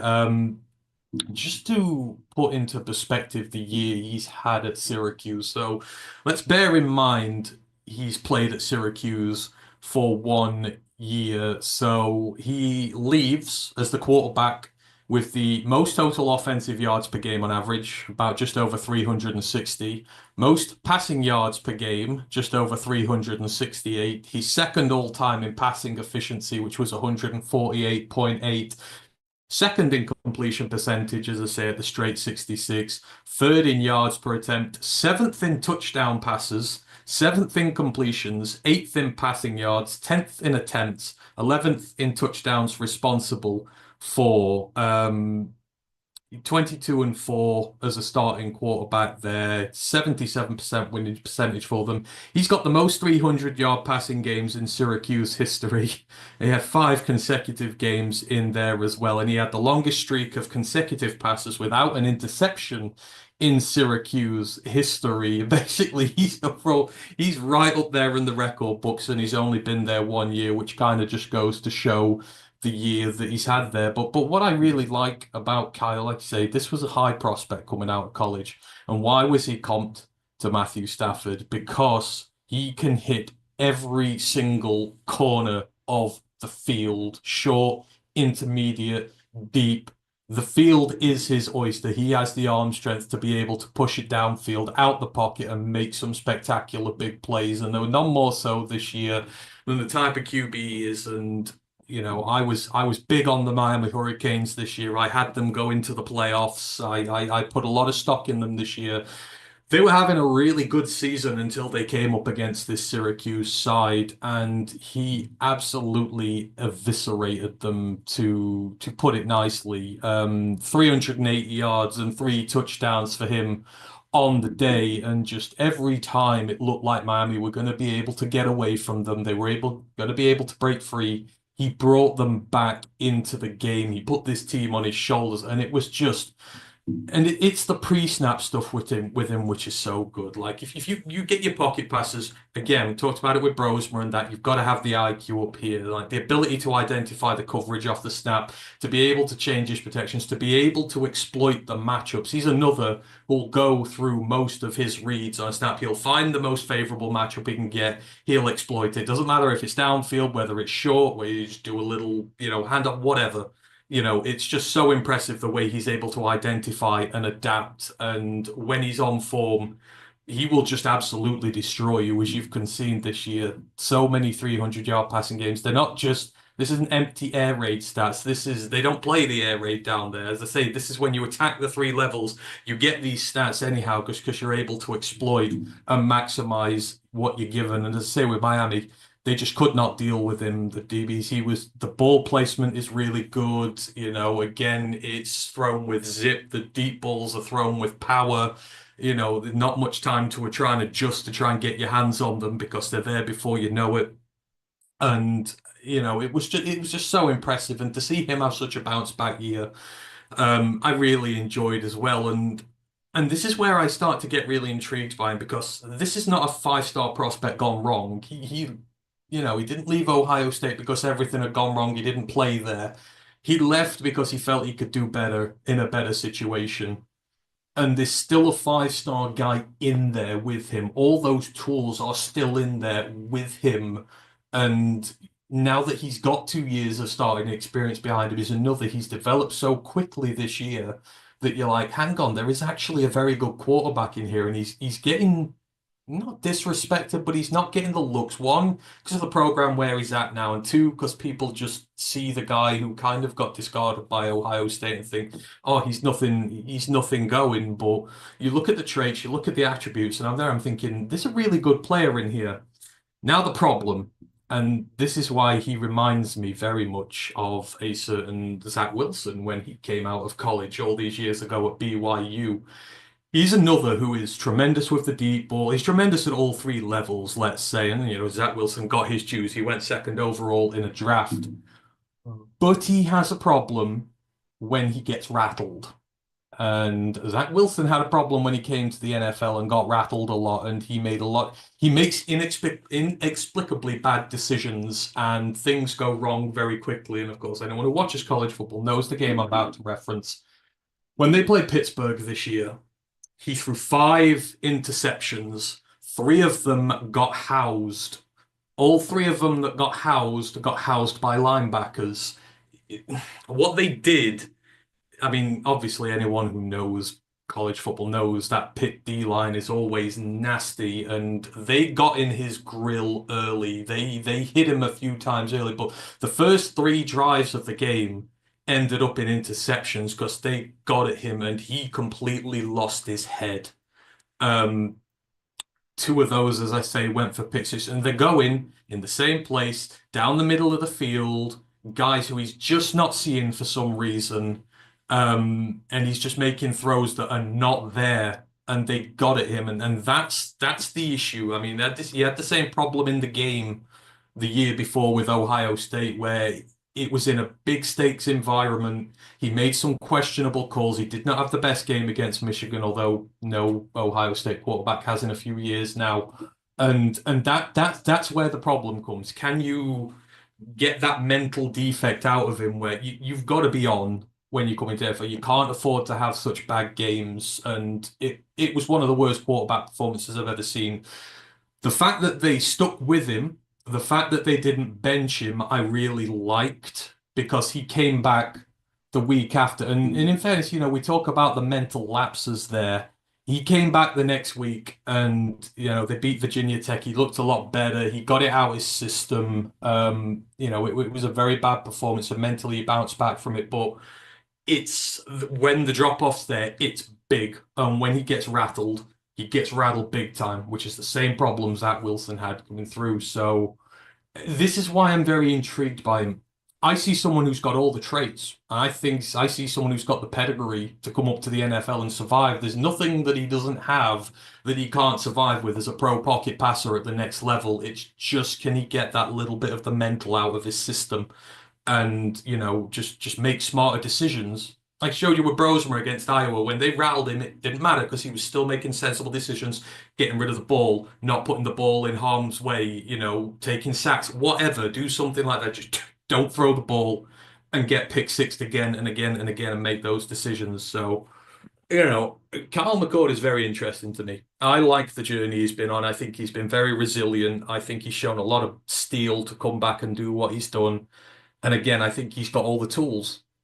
It's just those little mental lapses that he has, which are catastrophic. So that is going to be the intriguing one. But there is certainly an NFL starting quarterback in him if you can get that side of him sorted. So yeah, I'm looking forward to seeing where he goes.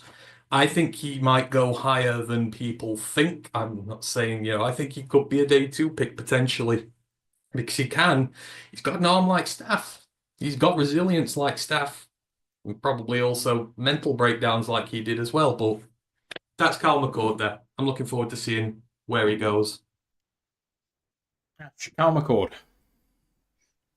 Yet again, the person describing the QB still is my perfect fit for them. I was going to say the Rams for him because, he does give me shades of, and I hate to bring this guy up, but it's undeniable what he did in terms of Staff's processing, but pre-Jim Bob Cooter Staff, where it was just turnover worthy plays. That's the one good thing Jim Bob did was sort of get Stafford's processing down. It also maybe helped to obviously Megatron retired, so he had to go to other receivers, but he just gives me that kind of vibe, that or Baker Mayfield in a way, just without maybe the arm talent that Mayfield has, so obviously that's part of the reason he went number 1 is because Mayfield does have a cannon on him when he's properly set. McCord probably doesn't have that arm strength, but he definitely has that kind of mentality. So I do really like McCord. I don't like Syracuse. I do like McCord. My big issue with him, other than the turnover overplay, is something I actually said with Shough, where McCord's a bit too comfortable throwing off his back foot and almost fading away in the throws, which again maybe leads to the turnover overplays because it loops the ball. But yeah, day 2, again in that sort of comp pick range of the end of the third, where Rams do have a pick, I could see McCord going there and shocking people because, people might have wrote him off after he left Ohio State, but he's done damn good for a team that before really was known for its defense more than its offense. Like I know you had a couple of guys come out there, Randy Gadsden this year, for instance, and obviously the running backs the past couple of years. They were a defensive team, but McCord's put them on the map really offensively, so he deserves a lot of credit. I'm really enjoying watching him play while you guys are talking about it. His ceiling is undeniably higher than a lot of the people we're talking about tonight. Mm-hmm. He looks like an NFL quarterback when he's throwing the ball. He's got such a tight throwing motion. It's quick and it's quite wristy, but he throws with his whole arm completely differently to Riley Leonard, who's all wrist, but McCord is wrist and arm, and it gives him that snap so he can fire them in there. And he's got that height that you really want from an NFL starter. It really would not surprise me if he went in the late 4th, early 5th and went on then to have a kind of Kirk Cousins-esque career. Similar draft range, kind of has a bit of a glow up, figures it out. Mobile enough to get things done. I mean, when he tucks it and runs, he's got some wheels. Like, it's not a thing that you kind of see him do a huge amount, but I like it when he does. And I think he reads the game very well, but I agree with Ant. It's all mental for him. If he can sort that out, there's something here. And, the mental is sometimes the hardest to fix. But you know what, with the physical, you got it or you haven't. And he's got it. So someone's going to take a swing. And I can see the Rams. I can see that. That makes sense. Don't know, though. He's going to suit quite a few people for me because of how he plays the game. So I actually, compared to some of the other guys in this process, I think his landing spot matters a little bit less than someone who's a bit more specialized than he is. People who can throw like him are going to be in demand around the league. especially as a Take backup. him here. If he fell far enough, I'd take him here. I 100% agree. I think he'd instantly be a better passer than Hooker. Yeah. All right. We're moving on from Carl McCord. Ash, your guy.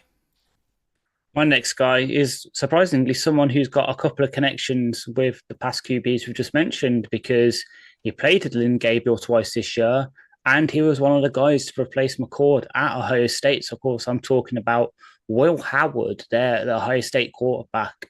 He's 6'4", 236 pounds, and he's a redshirt senior. He's 23 years old. He spent the first couple of years of his career, so 2020 to 2023, with the Kansas State Wildcats before transferring to Ohio State this past season.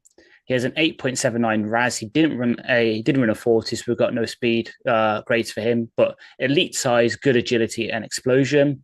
This past season, PFF graded him as an 86.4 offensive grade, 85.7 passing, 64.3 run. He played 912 snaps.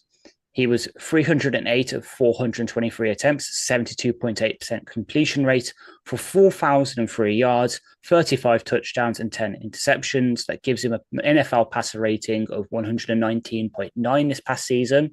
He had an 8.5 yard ADOT, 5.0% big time throw rate, 3.1% turnover worthy play rate, 2.66 seconds time to throw, a 13% pressure to sack rate. So he was pressured 123 times, 16 of those became sacks, and he was penalized once. On the ground, he ran the ball 96 times for 328 yards, 7 touchdowns, 8 fumbles, and 9 forced missed tackles. The 2 games I watched for him was the Rose Bowl against Oregon, and then the playoff final against Notre Dame. So the Oregon Rose Bowl game was his lowest graded game available. He had a 71.5 offensive grade, 70.7 passing, 61.9 running. He was 17 of 26 for 319 yards, 3 touchdowns, and 0 interceptions. And it was 4 carries for -3 yards on the ground. And then the playoff final against Notre Dame was his highest graded game available, 88.8 offensive grade, 85.5 passing, 72.3 run. He was 17 of 21 for 232 yards, 2 touchdowns, no interceptions, and then 16 carries for 61 yards on the ground. So passing-wise, he's got a really good pump faker on him. Saw it a couple of times, especially against Oregon in the Rose Bowl. And he has a good play fake motion as well, something that obviously us Lions fans know a lot about because Garrett Goff has got the best one in the league. He's got a really good processing, knows where his check down is. So he did check down to the running back a couple of times when pressure was getting to him. He does have adequate pocket presence to help him with that. So if you just see the pressure, he's good at it. But he can sometimes get happy feet and step up into pressures or sacks.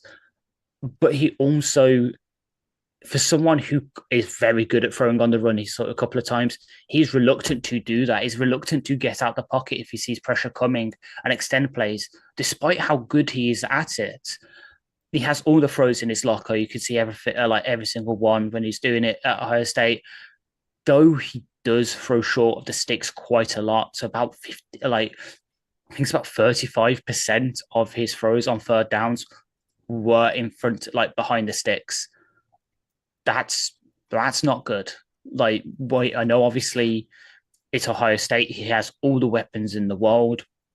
You need to see him throwing past the sticks a lot more than that. I know I'm obviously saying that when that's also a criticism of Goff. He does that quite a lot. He's down there in terms of the league of average depth of target on third and longs as well.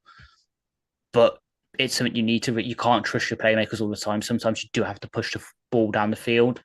Maybe one thing that hinders him at that, the reason he does have that confidence, is because he's just not confident throwing over the middle. Maybe it's because he's got a lack of experience doing it. But when you've got Ibuka, who is taking a pre-draft visit to the Packers today in the slot, sometimes it's worth throwing there. For someone who's very experienced, his mechanics aren't perfect either. He can release the ball at the wrong time in his throwing arc, sometimes too early, sometimes too late, which does affect his accuracy. And while he doesn't have the A-plus arm talent, he can push the ball downfield really well, and he does throw a really catchable ball, though, again, that helps by the quality of the weapons he was thrown to this year. On the ground, as I'm kind of mentioned, he's able to get out the pocket and extend plays, and he's got really good mobility to do that, both in terms of scrambling against pressure, but also moving the chains. He's good enough that he could be used on your RPOs, your read options, particular defense if you want him to. You didn't really see that against Oregon. Against Notre Dame, you did see it a bit more, particularly towards the end of the game where they're just trying to keep the clock ticking over. So it's someone that you can stick into maybe those kind of systems that do utilize moving pockets, like the McSvey and Shanahan schemes, to get him on the move, get him using those skills. While and in general, he's improved year on year in terms of his performance. So his PFF grades got up and up. And even this year, he put his best tape out there in the games that mattered, the playoffs. After that game, after Michigan, where he did look kind of shaky, just lights out tape from there. And out of all the QBs, that especially the ones I'm reviewing, but also in terms of his class, he's perhaps got the most experience of playing under center, which is a sort of PFF stable metric for how they perform in the league, where you do perform under center quite a lot in most systems. So my comparisons for him, the low end one, and again, I apologize for bringing up this person, but the laser show himself, Tim Boyle, someone who does have the arm strength, has the mobility, but just couldn't put it all together. And so was a career clipboard holder guy who would always weigh on the preseason, but when it came to actually do anything, wasn't there. My mid-tier QB comparison is Bengals era Andy Dalton. Sort of your, if he does become a starter, he'll be one that is good enough to win you like enough games to maybe be about 500, can get you over there with some good performances, but for the most part is just the definition of mid at QB. And then the high-end comparison for him is early career Carson Wentz. So the Carson Wentz you saw initially with the Eagles before he had the ACL injury and Nick Foles came in to win the Super Bowl. That kind of guy where you can use him in he's got the arm strength, you can use him in moving pockets, he can scramble to get yards. That's his high end. His fit for us would be instant competition for QB2 behind Goff, with the potential to turn into a mid-range starting QB with the right developments. Let's say we get to the point where Goff's maybe coming down on a downturn of his trajectory in his career. We've paying a lot of guys. Like if theoretically we did have Will Howard, he could be a good starting QB in our system. But again, don't really need him, so he's going to go elsewhere. He is the 5th rated QB and the 83rd overall prospect on Mock Draft Database's consensus board, which puts him to a mid to late 3rd rounder, which is where I have him ranked. I have a 64 out of 100 grade, which is mid to late 3rd rounder, because he will just come into the league. He'll instantly be a QB2 for a team that's needy of that, but with the right potential. Sort of draft in place, Rams, 49ers, I mentioned those kind of schemes that do use moving pockets and attack teams, both horizontally and vertically with weapons. It could be a cheap starter for them. So I know Purdy's obviously needing a new contract. Stafford, while he's got a new contract and has now overtaken Aaron Rodgers for the highest career earnings ever in the NFL. Stafford's on a downward of his career. Those would have been perfect places for Howard to land, and he could be a damn good QB for them.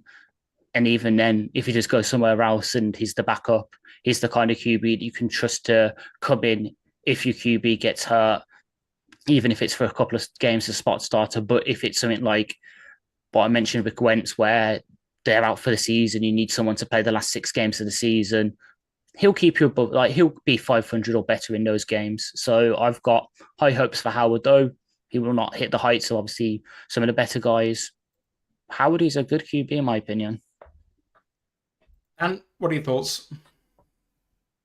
He's such an enigma, like in terms of his NFL prospects. I mean, obviously he did very well down at Kansas State, and then you have this myriad of 5-star quarterbacks and some of the best QBs in the country who've been and gone through that Buckeye program in recent years and have essentially done nothing with them. They've struggled to get to the playoffs. You know, they struggled to beat Michigan.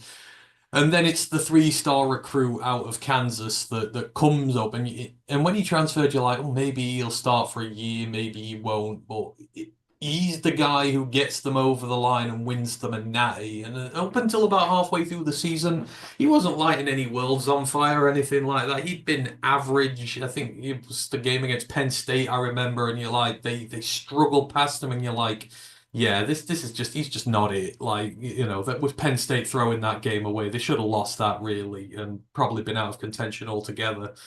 And then, it's almost like a light switched on again, whether it took him time to adapt or that, but then, you know, because he had the big balls up against Oregon, which cost them the game there, where he slid too late and they ran out of time, and you're like, oh God, he's made mistakes, he's cost them in high profile games. This isn't going to be pretty.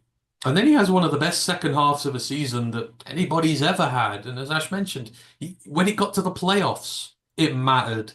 When they played Oregon again, he was perfect. I mean, to be honest, in the first game against Oregon, he was pretty damn good. He just made two little errors, which cost his team, and they're pretty big at the end of the day. But then it comes into the playoffs, throws another perfect game, and yes, yeah, the weapons he's gotten to throw to are good. But so have a lot of better quarterbacks over the years who have not done this with him. Who've not done that. You've still got to be able to go out there and deal with the pressure, and on the biggest stage of them all in the playoffs.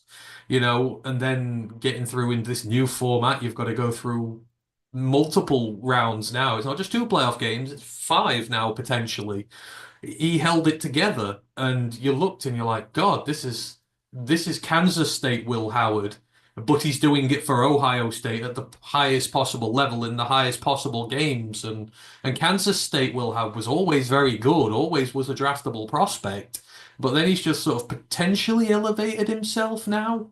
Like it's you've seen what he can be. You have not seen it over a very big period at the top level, but you've seen what he can be, and now he's just done enough. He's put the feelers out there. He's tempting you, and it just fascinates me as to whether he actually. Because my sort of gut feeling on this is he won't make it at the next level. That has been my gut feeling for a long time here, but I've seen this now, and I'm like. Actually, I still believe that, but if he completely shocked me and proved me wrong, I also would not be surprised now either. So, you know what, fair play to him. Expectations on programs matter. When it comes to quarterbacks, you have to take the expectations of the program into account as well as one of the defining factors because it's all about the mental side, dealing with that level of pressure at Ohio State, especially after you lose the game again and just getting to this again, that they needed that. And he was under serious amounts of pressure to deliver, and he did, which is always a big plus in my book. Like the expectations of a program matter when profiling a quarterback. So yeah, he's let's just say very intrigued. There's still gut feeling that it doesn't work out long term, but hey, I'm absolutely delighted for him and what he's done. And someone give him a go, see what you can do with him. Yeah, I agree completely with you, and on that, I do think that it's more likely than not he probably won't make it in this league. But the fact that he stood up and delivered at a time when it mattered most, Ohio State still haven't beaten Michigan in like 4-5 years, whatever it is, but they won a natty. Like, being able to stand up after the most catastrophic defeat against your rivals, against a team that weren't even good this year, like, by their own standards, and to come back like that is super impressive. And the thing about him is that he makes more NFL-like throws than maybe anyone in this class. More than Ward, more than Sanders. That back shoulder throw he throws is so replicatable. Like, he can just keep delivering that. And when it comes to beating cover two because your guy's just got behind him and you can feather it just over that, like the outside the numbers throws are really good, but he's got the height to do the in between the numbers stuff too. Like, again, this is another guy whose ceiling is pretty high, but his floor is pretty low. Like, if he's out of the league before the end of his rookie contract, it doesn't surprise me. And if he's an NFL starter at the end of his rookie contract, it probably doesn't surprise me. And mid to lower level probably. But he's a guy who's going to intrigue some people. And if he had a career arc like someone I've already mentioned, who's the backup now in LA for the Chargers, who's now Taylor Heineke. If he had that sort of like era where he was given a chance as a starter and then everyone was like, this is a capable backup that I'm going to pay for the rest of his career, but like a modest amount to just be a backup, I think that's absolutely where he could land. Because the talent is undeniable when he does it. Like, the thing about Ohio State and the stick we beat their quarterbacks with over the last few years is, okay, yes, that's fine, but you were playing with Ohio State receivers. And while it's hard to say and project what happens in the league when that goes away, okay, fine, the defenders you'll come up against are better, but your receivers are probably at that level. Or a lot of the teams are going to have receivers who aren't going to be far away from that. Okay, maybe, is it Jeremiah Smith? Yeah. So you're not going to have a Jeremiah Smith, maybe. But a lot of teams have a player like Abuka. Like, he's a good talent, but there are plenty of slot players who are dynamic receivers in this league. And I think he's going to have some talent to play with. I actually wouldn't be surprised if Pittsburgh punt on a top-level quarterback and he ends up at Pittsburgh in round 3 or something like that. And they're just like, you know what? We kind of believe in Mason Graham, but you go and win the job if you want to. And Pittsburgh just go, we'll go 9-8 and we'll see what happens next year. And I think Howard could absolutely be that guy. So I think I'm cautiously optimistic about his NFL career, despite thinking more often than not he probably fails. That's probably true of all of these quarterbacks, even Ward and Sanders, who we'll get to later. All right.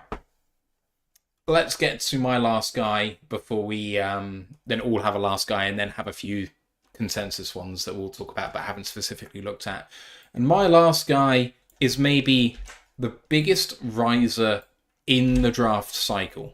Like, totally. He has had one heck of a glow up from being perhaps rated as a day 3 prospect, maybe high day 3 prospect at the start of this cycle, to being someone who might sneak into round 1, might indeed sneak into the top 10 if some mock drafts could be believed, and don't believe them. That's reckless. But it is Jaxson Dart of Ole Miss. Jaxson Dart, who I tore into a little bit last week, and so I was quite excited to watch a little bit more of him. And I was quietly surprised at how much I actually enjoyed watching his tape. So he's been at Ole Miss for the last 3 years, was at USC in 2021. So he is a senior, 6'2" and a quarter, 223 pounds. So great height and build. 92.5 PFF grade this season. This season at Ole Miss, 13 games, 276 completions on 398 attempts. That is 69.3%. 4,279 yards, 26 touchdowns, 6 interceptions, and then rushing 124 rushes for 495 yards and 3 touchdowns this season for Ole Miss. So a fair few, and at 4 yards a carry net, of course, because remember, sacks count against the rushing stats quarterbacks, so not like passing stats in the NFL. So that's particularly impressive. I watched 2 games of his, one against Oklahoma, which was one of his better games of the season, 85 grade, and one against Georgia, which was a 71.2 grade. Against Oklahoma, he was 8 for 24 on the ground and 22 of 30 for 311, 1 touchdown, no picks. And against Georgia, 71.2 PFF grade, 8 carries for 50 yards and 13 for 22 for 199, a touchdown, and a pick on the day.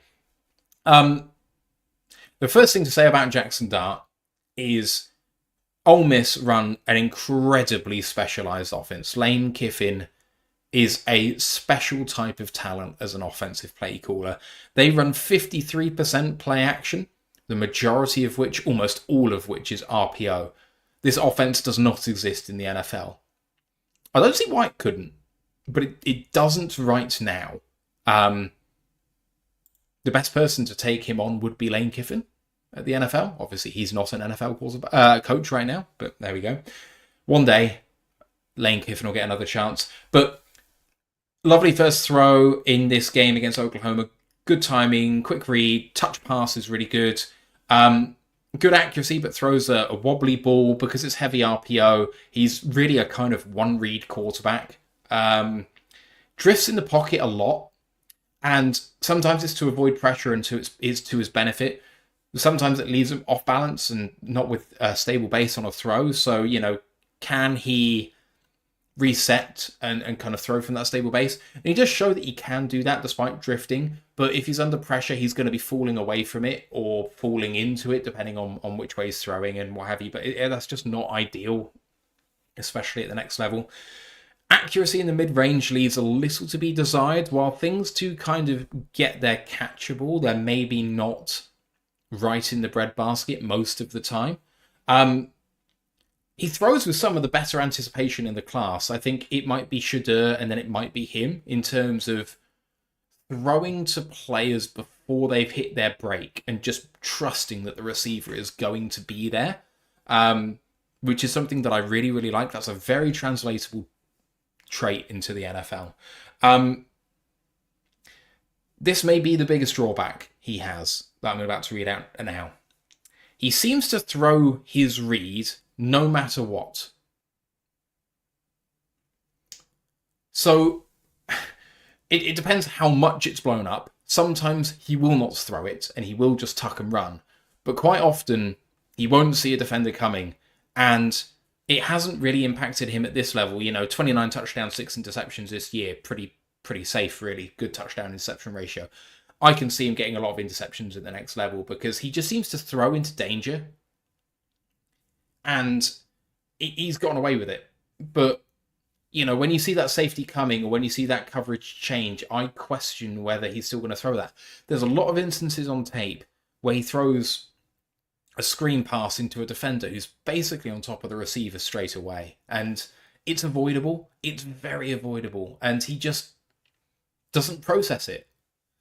That's worrying to me. But, aside from that, can he improve on that? I don't know. But aside from that, he's got good arm talent. He throws bullets. Like, he's got good power behind his throws. Takes off well, as a rusher in an RPO offense. He's a threat with his legs. It's not like you're going to get from Riley Leonard, but he's up there as a rusher. It's good. Good explosion, good shift of direction. He can beat linebackers in space. He can also manipulate defenses when he wants to, but it's design. He's not ad-libbing this, So he sells a fake screen before delivering a dart to the tight end for a touchdown. So tight end, not in line, but flexed out a little bit in the Y position, runs a slant on the right-hand side, right to left. He knows that's coming. The running back shifts out, and the tight end looks like he could be blocking upfield. So he throws the fake screen to the running back. Tight end shifts out on a slant, delivers an absolute dart. But I don't see him on the fly being able to fake that screen to throw that dart. He did it because that was the play call. And he executed it perfectly, but sometimes you need that spark of genius. And I think he needs to be told what to do. So, okay, fine. Get someone like Sean McVay to whisper in his ear like he did with Jared Goff. It worked perfectly well. But he got rid of Jared Goff because he had to whisper in his ear. So, it's not the most desirable trait of a quarterback, but he can execute the offense that he's asked to do. The problem is, like I said, this offense doesn't exist. So how does that translate to the pros? I don't know. Deep passes are super wobbly. He's got power, like I said, but when he has to crank it up, that ball's moving all over the place. It makes it very difficult to catch. I'd love to see a tighter spiral. Short to intermediate range is absolutely fine. It's not a lovely ball, but it's catchable. But deep, it's all over the place. And it still gets to where it needs to be. It's not like it doesn't get to the receiver, but, your receiver would love to just catch a ball that's kind of pointing straight at him, and he's got to try and work out where the ball's going to be wobbling to next. It's a lovely double move that a wide receiver ran in the Oklahoma game, and he times the throw perfectly to maximize the separation that he has. So, again, by design, he knows it's coming, but his timing's really, really good to maximize the impact of the plays that he's been given. Another beautiful throw over cornerback in zone coverage. So in cover 2, wide receiver runs behind the corner. He times it perfectly to maximize the separation. So there's definitely NFL traits here. And you can see why people really, really like him. Against Georgia, not as good of a game for him. Took a bad sack while holding on to the ball too long. So even though he's a one-read guy who kind of tucks it and runs afterwards, he can try and be a hero sometimes too. It's weird. Like, be decisive. And then sometimes it's just not quite there. I mean, Georgia's a hard team to play against, especially with that defense this year. Through an egregious interception. So under slight pressure, not big pressure, slight pressure. And he kind of throws a sort of Matthew Stafford-esque sidearm throw over the middle. And instead of it being some sort of tight spiral thing that kind of just floats like straight, it kind of loops up a little bit, straight into the linebacker's hands. Big return, puts Georgia in a great spot. Completely unnecessary. Again, another guy who can pick up when a rusher is coming, even if it's delayed, if it's in his face. So A and B gap pressure. Jalen Walker, especially, is he coming? Is he not? Well, he can see him coming and he's anticipated it really well. That's something quite good to see. A screen thrown into danger, not great. Lovely time deep throw over the middle, beating zone coverage. Multiple instances of someone, they're running 4-3 into cover 2. And he just sees that spot in between the linebackers and safeties and throws it completely on time, maximizing the separation. It's a very translatable thing. He can just lock onto one guy. I think it's a facet of just being in an RPO offense. Like, that's all you have to do. But if a defense can key into that at the NFL level, they know what the read is. Does that window close more quickly for him at the next level? Probably.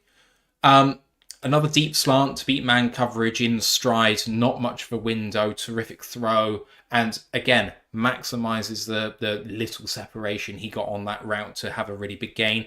An incredible throw for the touchdown. 20 yards out. He waits for the defender to flip his hips and turn and throws it straight at that moment. And it just whistles over his head. Brilliant catch by the receiver.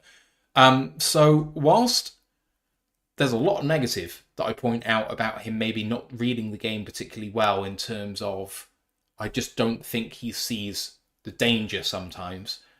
Some of the throws on tape are absolutely brilliant. I mean, all areas of the field, slightly wobbly, deep pass, but cover 2 beaters either in between the linebackers and safeties or over the cornerbacks. Excellent timing. Against man or zone, very, very good. The problem, I think, is he's going to trust himself to do more than maybe he's capable of straight away. I can see him throwing a lot of interceptions early on and getting benched and losing confidence. But this is a guy who, has had a long Ole Miss career and was at USC before that as a rotational player, played 6 games in 2021. But he's had to be a resilient guy. Ole Miss have flattered to deceive at times and he's kept coming back to have his best season in his senior year. So, if it's someone who struggles in his first season, I believe he can come back from that. And I do believe at the sort of high point, there's not just a good quarterback in here, but there could be a fundamentally great quarterback in here. He's got the tools. He's got the running ability you need in that sort of RPO style of offense. If you can have a kind of friendly offense for him, so situation matters, I think he can come in and do it day one. I think he could be a good quarterback as a starter. With a lot of caution, try and make things easy for him. Try and develop his pro style slowly. Because if you chuck him in at the deep end, it's going to fail epically. My final line on him as a synopsis is, anyone who says they know what Jaxson Dart will be in the NFL is either a liar or a fool. No one knows what this is going to look like. And that's why it's so tantalizing, because take him at 10, see what happens. But it could be absolutely disastrous, and it could be totally inspired. No one knows. No one can translate this. He's got to go to a quarterback whisperer. That's it for me. I've graded him at 73, which is sort of mid-lower bottom of the second round. Just below Shedeur in my rankings, but only just. I think it's really quite close. He's got more arm talent than Shedeur. There's no question there. It's not close. And he's probably more mobile than Shedeur as well. But Shedeur reads the game much better. I think Shedeur has a much higher floor and Dart has a much higher ceiling. So it depends what you want there. But that's how I see Dart. Boys, how do you see Jaxson Dart? You say he needs to go to a QB whisperer. How about the guy that helped Ryan Tannehill have his best ever career season in 2020? Because that's the Pittsburgh Steelers offensive coordinator, Arthur Smith. I've seen so many mock drafts in the past couple of weeks connecting Dart to Pittsburgh. I can see it. They need a QB, and with some of the weapons they've got, they obviously just traded for DK. They've got Pickens. They'll probably need to pick up a running back in the first round. But if they swing around in the second, get him, maybe trade up a few spots to get him, it could work. It could certainly work there. They do like doing. No, Arthur Smith loves his play action, loves using tight ends as well. It could work, but yeah, as we've said time and time again, Ole Miss has that weird system. When I profiled Trey Harris for us in our wide receiver episode, the fact most of his routes were either go, slant, or screen, it really does hinder your ability to work these guys out. And that translates to the QB as well, because, yeah, you just don't know what he's going to be like in a pro-style offense because, yeah, loads of RPOs, little to no experience under center. And then it's, the locking onto the first read. And then it's just some of the mechanics as well, because he's so used to doing that. He's another one that's a bit too comfortable for me throwing off his back foot, which means the ball loops, as you mentioned. His throw motion as well. I know obviously he's got a baseball background, so maybe explains it a bit. His throw motion, it has like a leg kick to it, like a baseball pitcher trying to get that extra little bit of torque. That won't fly in the pros. There's a lot of toolsy stuff there for you to build on, but yeah, he needs to go to someone who can take those tools and build a good QB, because otherwise, yeah, we're talking another Kenny Pickett, Trey Lance, Zach Wilson, that kind of guy that, yeah, could always his flashes in college, show some of the throws on the pro day, and then when it gets to the pros, just it doesn't work. Again, it's a theme with a lot of these quarterbacks. They're enigmas, a lot of them. Now, Ryan's always been the big Jaxson Dart fan here, so I've never been as much on him. I mean, for me, I look, in the last 2 years, you've had 3 multi-touchdown games in the SEC. That's it. Only 3 times you've thrown more than one quarter, when you've thrown more than one touchdown in a game. When you're against the great opposition, you've got it. You need to do a bit more than that. For me, Lane Kiffin is a lot to blame of what goes on at Ole Miss. Lane Kiffin is terrible at his job.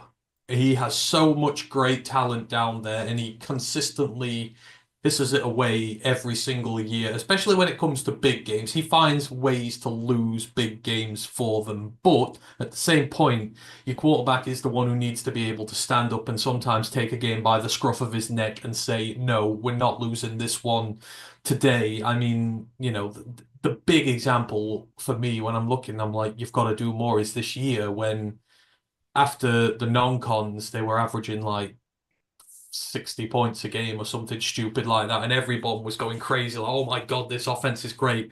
Then they came up against Kentucky and lost at home. And they looked poor, really poor. And you're like, this is where I need my quarterback to be dragging my team along, to drag them out of the trenches, to drag them to these wins, to show the skill and the perseverance to come out here. And yes, he's stat-padded. He's got, over 4,000 yards this year, but there were drives at the end of that game, and Kentucky were hanging on, and we were all hoping for the upset because everyone hates Lane Kiffin that much and wants to see him lose. You're like, he had plenty of opportunities to go out there, plenty of drives. It was a low-scoring game. Kentucky were poor for the most part, and you still can't beat them. That's part of the leadership aspect I look at quarterback, and I'm just like, there's something not quite there with you. You've clearly got the talent. I think he's clearly got the talent. I think he's just been... That team has been mismanaged a lot by a fraud of a head coach, and he's suffered because of that. Game plan's not always the best. I don't know if the play calling and what he's given is the best either, because it always seems a bit suspect. But at the same time, again, he's shown enough to say that he can do it at the next level. He's got all the raw tools. It's can you get them into one basket and put them together and make something great out of him. And I think you can. I think you need to give him a year, sit him down, just go through his mechanics, just go through some of the decision making, let him adjust to NFL life. And I think in 12 months, potentially, you could get a starter in there. And that's why I would love, and he was in the mock draft simulator we did. And I know this team's been mentioned a few times already, but I think Miami's his perfect landing spot because Tua has no guaranteed money on that contract after this year at all. They can cut him next year. Not going to cost them really anything at all to do so. I think the inconsistencies with his game, he's not played very well or to the best of his ability. You know, you are up in the air there. You are potentially going to need a starter next year, but you're not potentially going to be picking high enough to go out there and get one because you still expect to be a competitive team next year. I think sitting Jaxson Dart in that system, and again, it's a good system. You've got a lot of these playmakers in there. You know, you rely on a lot of motion. You protect your quarterback a little if you want to.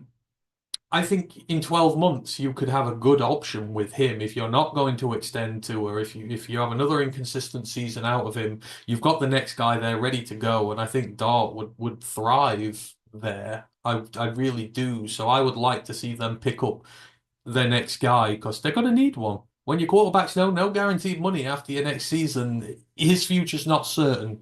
And at the money he's going to want, I don't think they're going to want him. But where you're going to pick Jaxson Dart is on day 3, or late day 2, early day 3, potentially, depending on the situation. I think you'll get good value. Miami have got a ton of draft picks this year. How many was it they got all together? They've got 10. They got about 5 in the top 120. You can afford to spend a pick on a guy like Jaxson Dart, still build up for this year and do things. So yeah, I like to see him go there. And I do think there is something in there, but there are red flags for me in terms of the leadership aspect of it.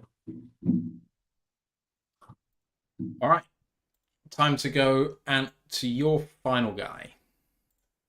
So, you know, just talking about Jaxson Dart there and the inability to lead a program out of the mire and to be able to take it by the scruff of its neck and lead it to new heights.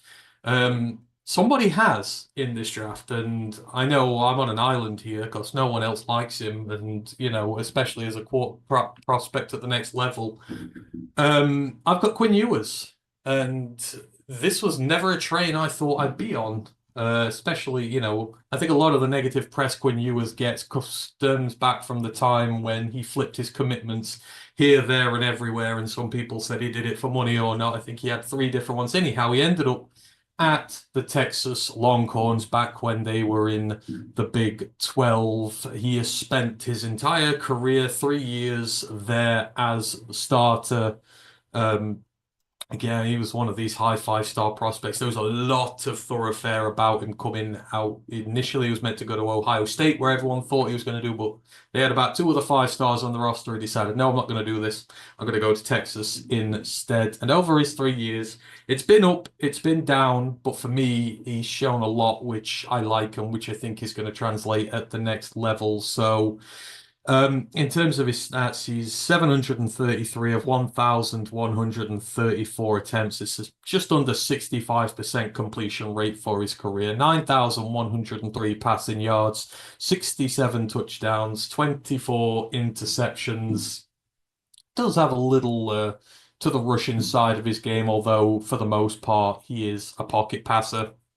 8 rushing touchdowns, 356 passing yards. Another one of those where if you're in the red zone, you need him to do something with his legs, then he'll do it for you. But don't take it as one of his outstanding attributes. And for me, what I love about Quinn Ewers is he has been, and you talk about quarterbacks who get molded by their expectation and their experience. He has been in an absolute furnace ever since he arrived at Texas. How long have this Texas team been bad? How many years have they had all these high-star recruits come in, all these big names, all these big signings, and they've just, especially in the Big 12, they were absolutely useless and were never able to do anything. One of college football's laughing stocks as to the big teams just not delivering when it mattered. He comes there as a true freshman with a lot of thoroughfare behind him and a lot of fanfare and a lot of scrutiny.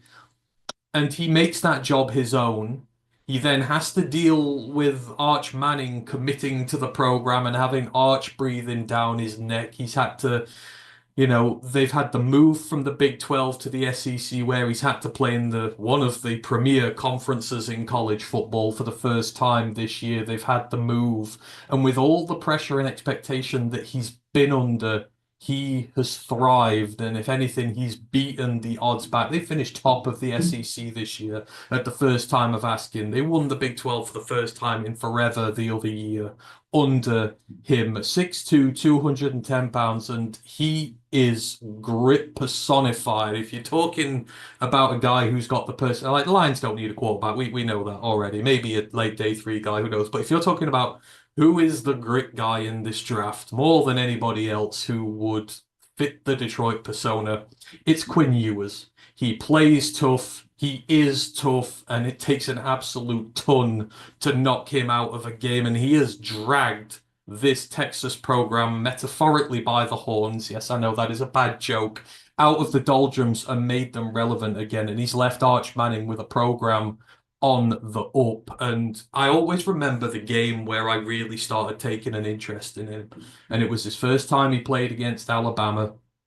I remember that game very clearly. Back in 2022, this young, he was a sophomore at the time. He was still adapting into this role, but they played the year obviously before they came up to the SEC, and he only played for the first half of the game.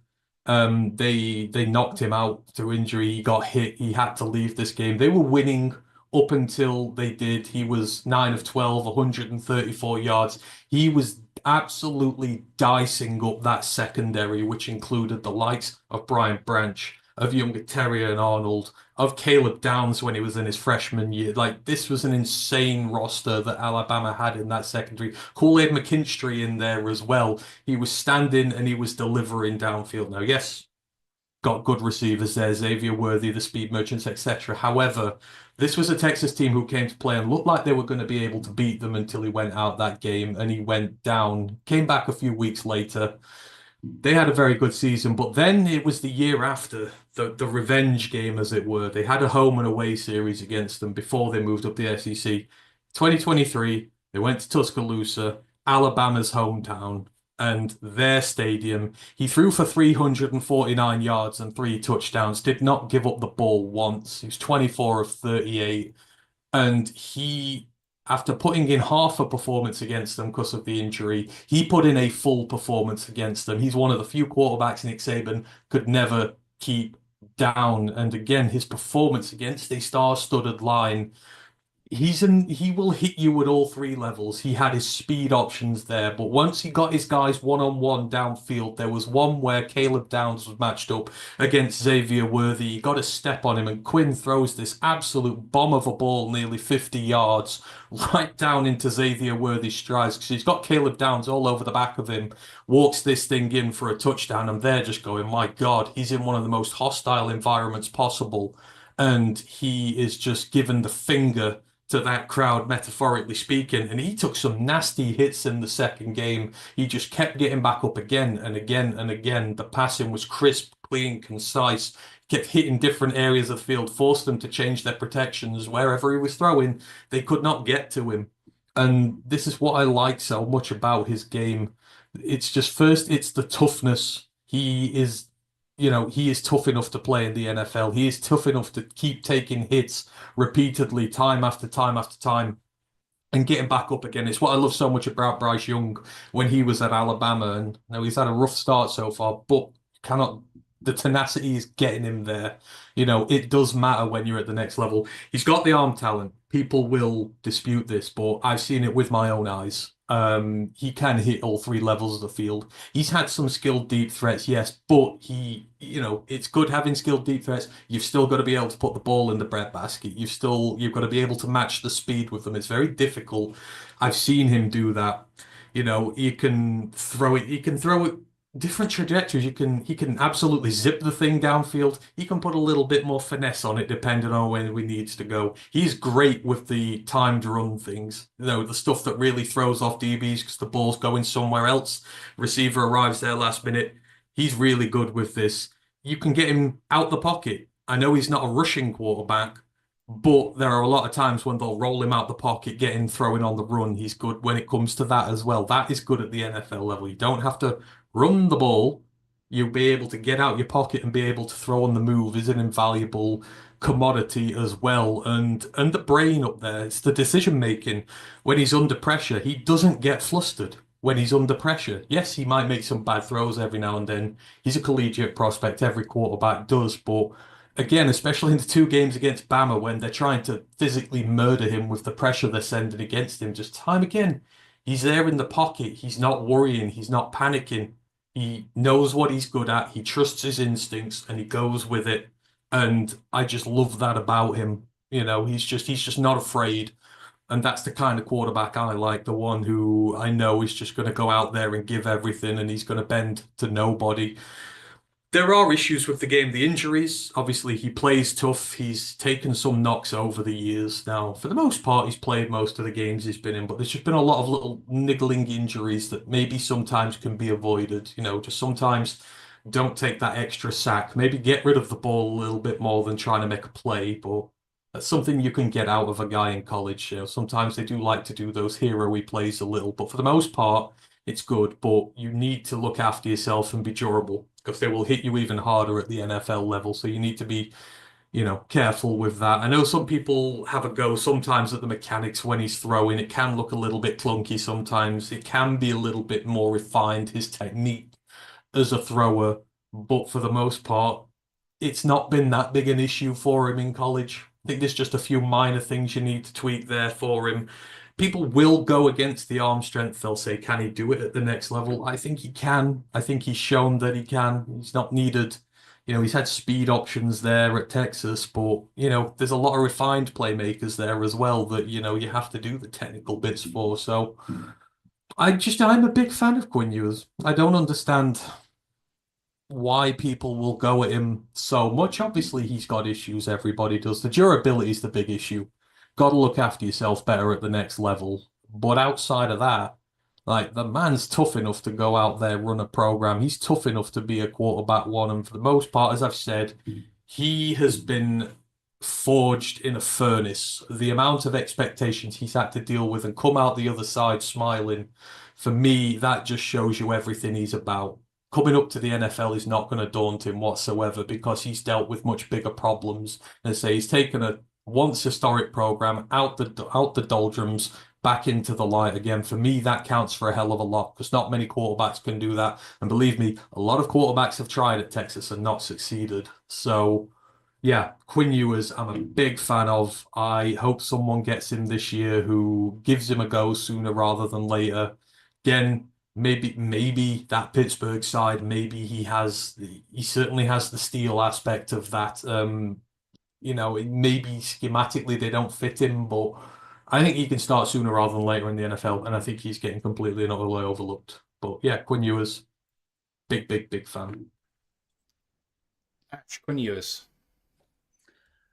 I'm not exactly the biggest fan of him, am I? I remember a couple of weeks ago on the wide receiver episode, accusing him of having baby hands. Obviously, that's not correct. But for me, the mechanics do need a lot of work. Like, he has got better at this year, the lower body especially, but because he's got that arm strength already, he has so many bad habits down there that are really not helping his accuracy. So while he can fire the ball in 1 out of 10, 1 out of 20 times, it's the perfect throw. But the other times, there's something always off about it. It's either inaccurate, he's just overthrowing his receivers, it's too hot for them and they're dropping it.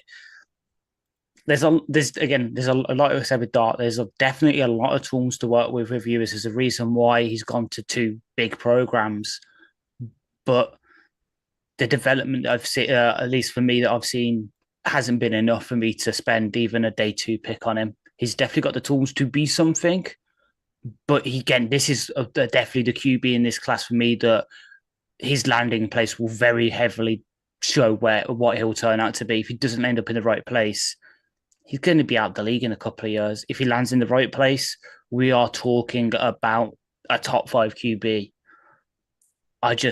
For me, I'm a don't touch him. Let someone else make the swing at him. for me, I'm not. It's not for me, and I will dispute in a sec with my last guy. The claim that he's the QB with the most grit in his class, because for me, someone has a bit more grit. I like Quinn Ewers. I do want to say that. My criticism of him is not because I don't like him as a quarterback. To verbalise it is quite tough. I think he had a down year this year. His mechanics may have improved, perhaps, but I think you really saw the impact of him losing Xavier Worthy, Adonai Mitchell, and I think some of his O-line also left in last year's draft cycle. I think he was under pressure quite a bit more, and I think that showed. His interceptions doubled this year compared to last. His turnover-worthy plays almost trebled compared to last season. That said, I really like the way he processes the game. But, I talked about Dillon Gabriel as someone who has a bit of RPO stuff to him. I talked about Jaxson Dart, who has a ridiculous amount of RPO to him. Quinn Ewers' Texas is somewhere in the middle of those two teams. They run a lot of RPO. So when Ewers gets to the pros, does that hurt a little bit? Because he can do the pro style stuff, and I've seen it. But there's a lot of RPO, and that makes it easier for him. So do you have to have him drafted to a place where RPO is a big function of the offense so that it's a bit easier for him in his first couple of years? Maybe. I see a lot of Carson Wentz to him. Taller quarterback, RPO heavy, good mobility when he wants to and is not afraid to use it. Gritty guy. Wentz is gritty. I don't care what people think. And maybe mechanically not the best, but he gets it where it needs to be. And actually, as you said, maybe sometimes he doesn't help his receivers out. I do think his receivers have not helped him out this year. The number of drops is off the chart. And maybe that's partly him, but it's also partly them. I think that Texas could have done even better this year with bigger play at that position. I mean, when you have 2 first-round talents leave, that's tough. But, I would take a chance on him. But I think it would have to be day 3. If he was available late round 4, early round 5, you wanted a backup quarterback, I would take him. I don't know whether I want him to compete with Hooker particularly. I don't think he's providing so much upside that I would want to upset the apple cart with Ewers. But I can see him being A+ starter in the NFL if he sorts it out. Everything's there. So I'll end with that. Everything's there. He can sort it out. He can be a plus NFL starter. And you want me to be positive about him? That's the best I can do. Shall we move on to the last guy that we've prepped for, Ash, which is yours? Yeah. So we just heard the claim that Ewers is the grittiest QB in this class. I counter with a guy who has played the entire past season with a torn ACL in his right knee. I'm talking about the legend who turned Indiana from a mid-Big Ten team into damn good, Kurtis Rourke. 6'4", 220 pounds, is a redshirt senior, 24 years old. Spent his past season turning Indiana around, but before then he was an Ohio Bobcat. He has no RAS squad because he didn't test because he had surgery on an ACL tear. 88.4 offensive grade this past season, 90.2 passing, 46.7 run grade, 711 snaps this past season, 222 of 322 passing, so that's a 68.9% pass completion rate. This close to greatness. Come on, Rourke, you could have done better.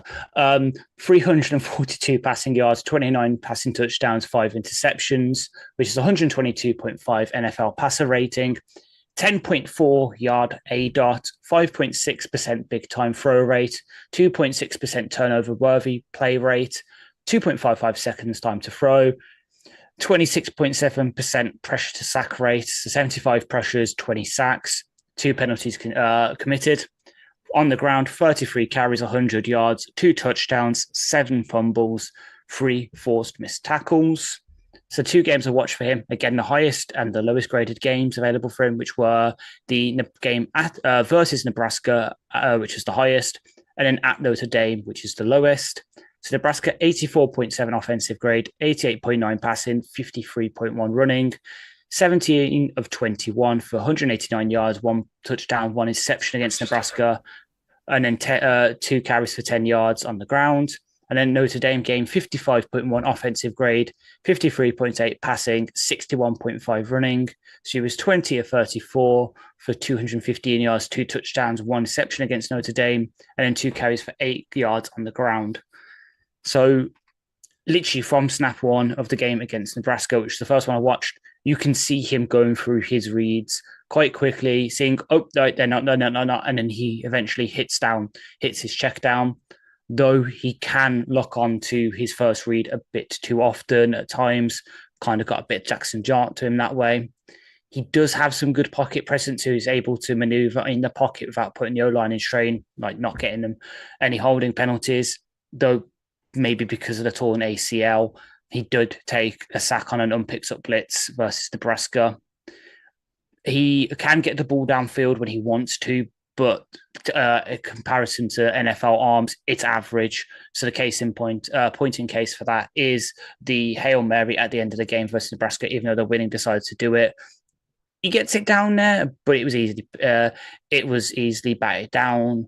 Like, it's not great. And then against Notre Dame in the colder air, the ball was just lacking zip. He would throw the ball, but it was just arcing too much. He didn't really fire it in, which means he has really good touch. But that's because that's all he has. He doesn't have, as I said, that zip on the ball to really push it downfield. His ball placement is incredibly good. Like, he's very accurate with his throws. Though with the back shoulder ones, again, because of the arm talent, it does loop towards the receiver, which allows him to be picked off by defenders easily. So the interception he had against Nebraska, for instance, just again, looped in there, easy picked off. Against Notre Dame, the interception was on a batted ball. So again, you kind of chuck that to the side. It's a sort of one of those plays that it's not really his fault. He does adjust his game to the level of competition. So against Nebraska, where it's a fairly level playing field in terms of the teams, he just plays with less risks. He just tries to take care of the ball, takes what's there, rather than against Notre Dame, where he needs to take more risks because obviously they're a much better team. He tries to put the team on his back, takes those risks, tries to fire the ball in to try and win the game for them. Obviously doesn't work, unfortunately, but he's able to sort of play to his level of competition. Which against Notre Dame as well, again, maybe because of the torn ACL, he did take really bad sacks back-to-back plays close to their own end zone. Like, both times he should have maybe got the ball out quicker or thrown it away. Instead, he eats the sacks, which nearly turns into a safety, which is not good.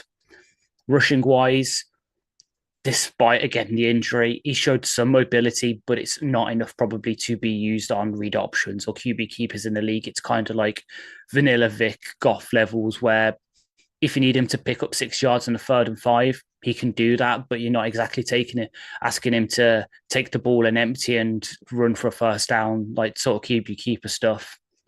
As I mentioned, played this entire season with a torn ACL. Like, what's grittier than that? Like, you can see he's obviously got a brace on his leg, but he's playing for that injury. He's really trying to play for the team. You could tell. And unfortunately, because the system has been in, not a lot of experience under center. So again, PFF do ding him a bit on that in terms of their grading. So my comparisons for him, the low, yes, again, it's another former Lions backup QB. David Blau, who we will forever remember for his first ever NFL completion, the 60-yard bomb to Kenny Golladay against the Bears on Thanksgiving. Second most famous thing about him now is obviously him drafting the play that won the Commanders the game against the Eagles. So clipboard holder kind of guy. The sort of middle is Gardner Minshew.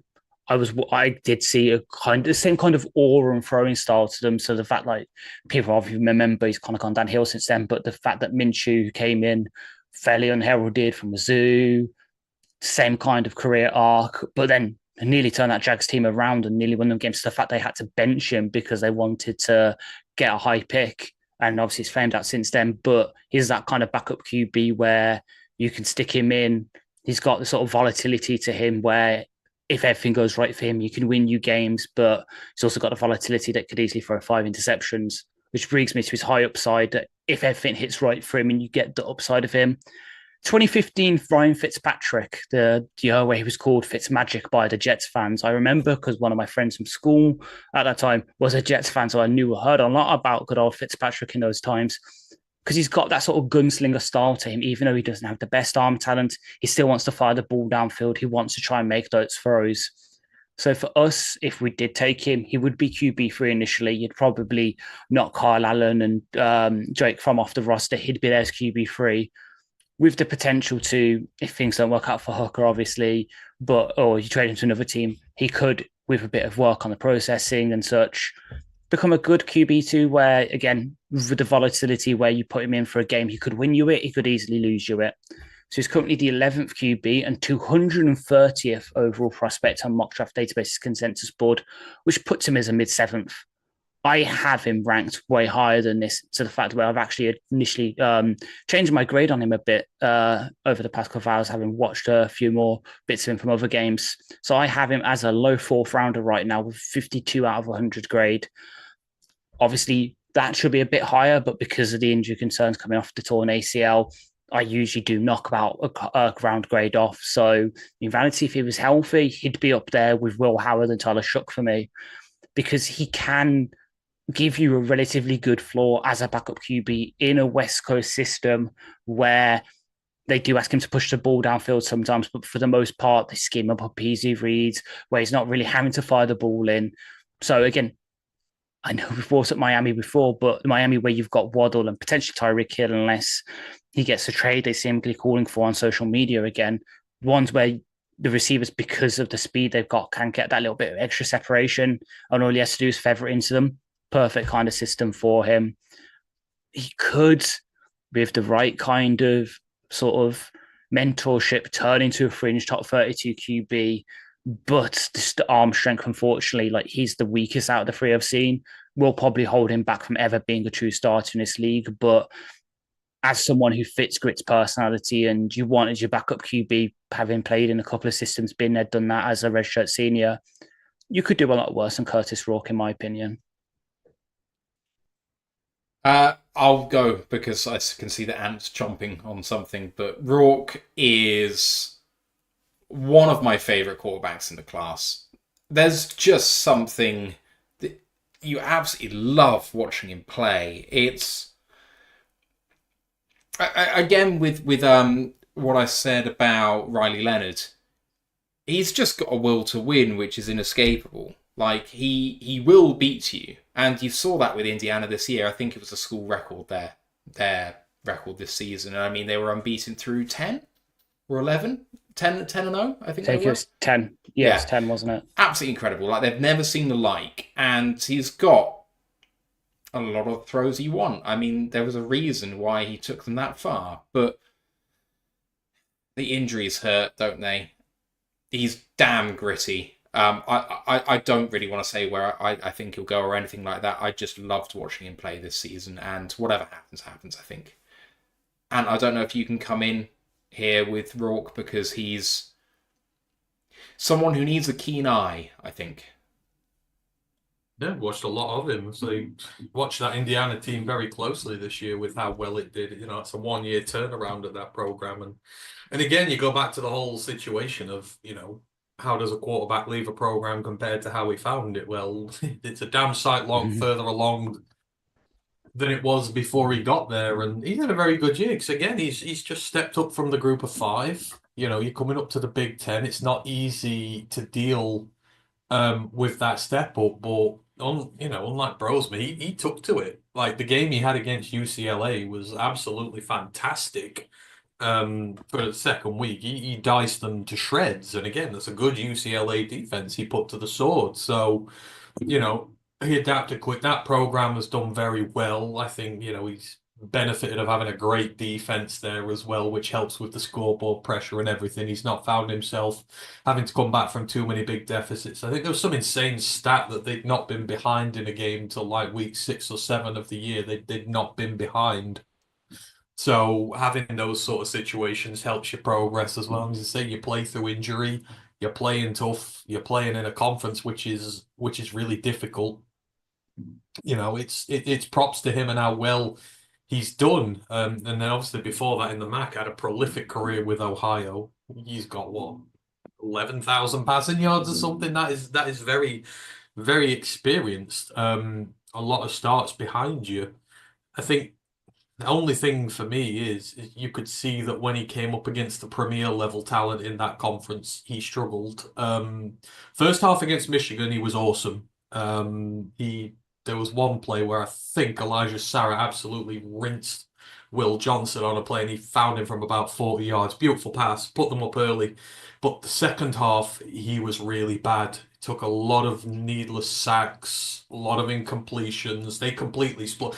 The fact that they won that game because Michigan are completely useless and couldn't put up points on the board, which is concerning, and then just didn't turn up against Ohio State. They got rolled, which was really disappointing. He had a particularly bad game there as well. So it's about what are you against the primo level of opposition when you come to the elite of the elite, how good you are. And for a game and a half of those 2 games, he wasn't there. Now, that's not a knock on him. He's just come out of the group of 5. Like it's a massive step up. So I'm not going to hold it completely against him there, but that's where he is now.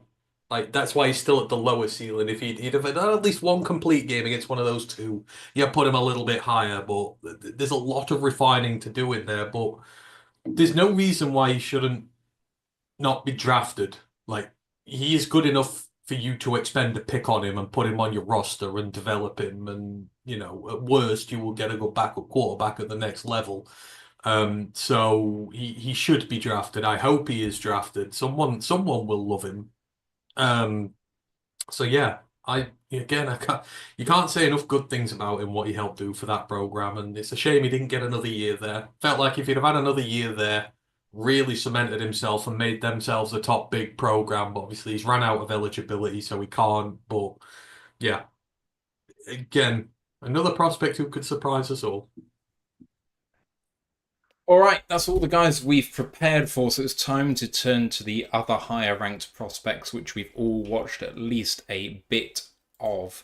And there's 2 in the mix for number 1 overall, although it seems like the decision has been made on this now, with private workouts by the Titans cancelled for the other guys. So it is time to talk about Cameron Ward of Miami. Cam... It looks like he's very much going there, a guy that we've followed for a very long time. We've talked about him a lot over the last few years. He's been several different places, risen from a toolsy guy who needs to work it out to a presumptive day 3 pick last year to number 1 overall now. 6'2", 223, 93 PFF grade this year. Miami this year, 67% completion rate. 4,313 yards, 39 touchdowns, 7 interceptions. 39 touchdowns led the FBS. Can access all areas of the field. Plays a bit of hero ball. Can turn down easy throws to try and make the harder ones. There's a little bit of the Mahomesian sort of wants to make things happen, which, sometimes just take the easy stuff. But the arm talent's undeniable. He's also not someone who takes off too quickly, but he's got wheels. I really like him as a quarterback. But man, guys, Cam, for me, is just frustrating because he could make it much easier on himself. I don't know what you guys think, but the hero ball is overwhelming at times. Yes, I want to flash it back to the 30th of September last year at about 3:20 in the afternoon, where I called Cam Ward as my QB1. And then about 15 minutes later, someone on the panel replied, Ward is not likely a first rounder as much as I love him, probably a day 2 guy. I was right, people. as much as I hate Cam Ward for what he did to FSU, where we offered him the bag NLL wise, he said he was going to come, then suddenly he was like, no, I'm going to go to the draft. And then 2 weeks later, signs for Miami. The dude is good. He's a damn good quarterback. Yeah, the hero ball is there, but in terms of showing the tools and having them, he's put it together the most for me of any QB in this class. And again, while the range of outcomes is very big on him, kind of like the guy that he's replacing in Tennessee with Will Levis, he's shown a bit more for me than Levis ever did. And he deserves to be number 1 overall. And was that me? What? No. I was about to say, we've been watching Cam Ward since his Incarnate Word days. Yeah. Right. Hang on. What did I say? You said that Cam Ward should be, probably is going to be a day 2 guy. My evaluation says he should be a day 2 guy, yes. Right, all I'm going to say is, because people are saying this quarterback class is weak and he shouldn't be a number 1 pick, anyone saying that is a disrespectful POS. Bye. Yeah, well, yeah. I've been watching him since his Incarnate Word days. I've watched this guy develop over his career, going from strength to strength to strength, moving from level of opposition to level of opposition to level of opposition and not slowing down. This is a guy who is absolutely worth the number 1 overall pick. Yeah, you start down in the SCS with Incarnate Word, you're playing in an air raid offense, you're airing the ball out, you're getting a lot of calorie yards and stuff like that. You make yourself very, very attractive to a similar team at the next level. You come up to Washington State. Washington State, not a good team when he arrives at that program. But he arrives with a head coach, Jake Dicker, who is another air raid specialist, who likes to air the ball out. And he comes into that program. And I remember when I think it was his first year, they went to Nebraska on the road, and everyone said they were going to get absolutely hammered. Because, Nebraska were a better team at the time, apparently. And the performance he went in and put in there was superb. Like, he stood and delivered against everything Nebraska threw his way. Bear in mind, he's a new quarterback at the level there. He played fantastic. And then that last year, they were in the Pac-12. Or the last 2 years he was there, it was a tough conference. You had some great teams in there. Oregon, Washington, USC, all these around, and he just kept performing again and again and again, and he brought Washington State back to relevance whilst he was there. And again, the throws are beautiful, and yes, maybe he plays a bit of hero ball, but he's been on teams where he's had to play hero ball. The Washington State team were a small fish in a big pond in the Pac-12, and there were some games they had to chase, and there were some games they successfully chased, but you saw the development of his game and how he adapted to the level and carried on getting better. And then the transfer to Miami. Now, yes, maybe he should have gone somewhere else first. Who knows? But we'll let bygones be bygones here. You go to Miami, and we talk about Quinn Ewers early going to a program which is just in the dirt. That has just had no success whatsoever, and yet it is constantly filled with 5 stars, high-star recruits, constantly getting good recruiting classes and constantly sucking Donkey Kong, which is what Miami has been. And you've got to change your entire system coming to Miami, because this isn't air raid anymore. This is verging towards more the pro-style type offense. You've got to be a lot more technically gifted. You're adjusting to that. You're adjusting to a new conference with new players. Bear in mind, you've just adjusted to the Pac-12. You've got to move again. Moving conferences matters. Playing different levels of opposition matters. Adapting to this level of opposition matters. And this year, you've seen him. He's put that Miami team on his back, quite frankly. I mean, there were so many games Miami should not have won this year. The Virginia Tech game, they shouldn't have won. They did. I mean, the Cal game, they shouldn't have won. They did, because Cal, sucked balls this year. I think there was another one I can remember that they should have won, but he put this team on his back, and he delivered again against high expectation in a new system, learning to play a different way. He carried on thriving. And, I watch him play and he's just so good. When you talk about, he's got the experience hitting the beautiful downfield ball. He can hit you at all three levels. It's a common say, but he actually does because he's played in multiple systems. Playing in an air raid, as long as you play in some pro style as well, it gives you advantages. It's a different system, adds more to your arsenal, and that's the way that he plays. He's another one who's tough. He doesn't give up. He doesn't go away. He's never told no. He's done nothing but upgrade his competition over the years and his expectations, and he's delivered. And when you're a quarterback, that's big. For me, he's a great quarterback. He's going to be a great quarterback at the next level.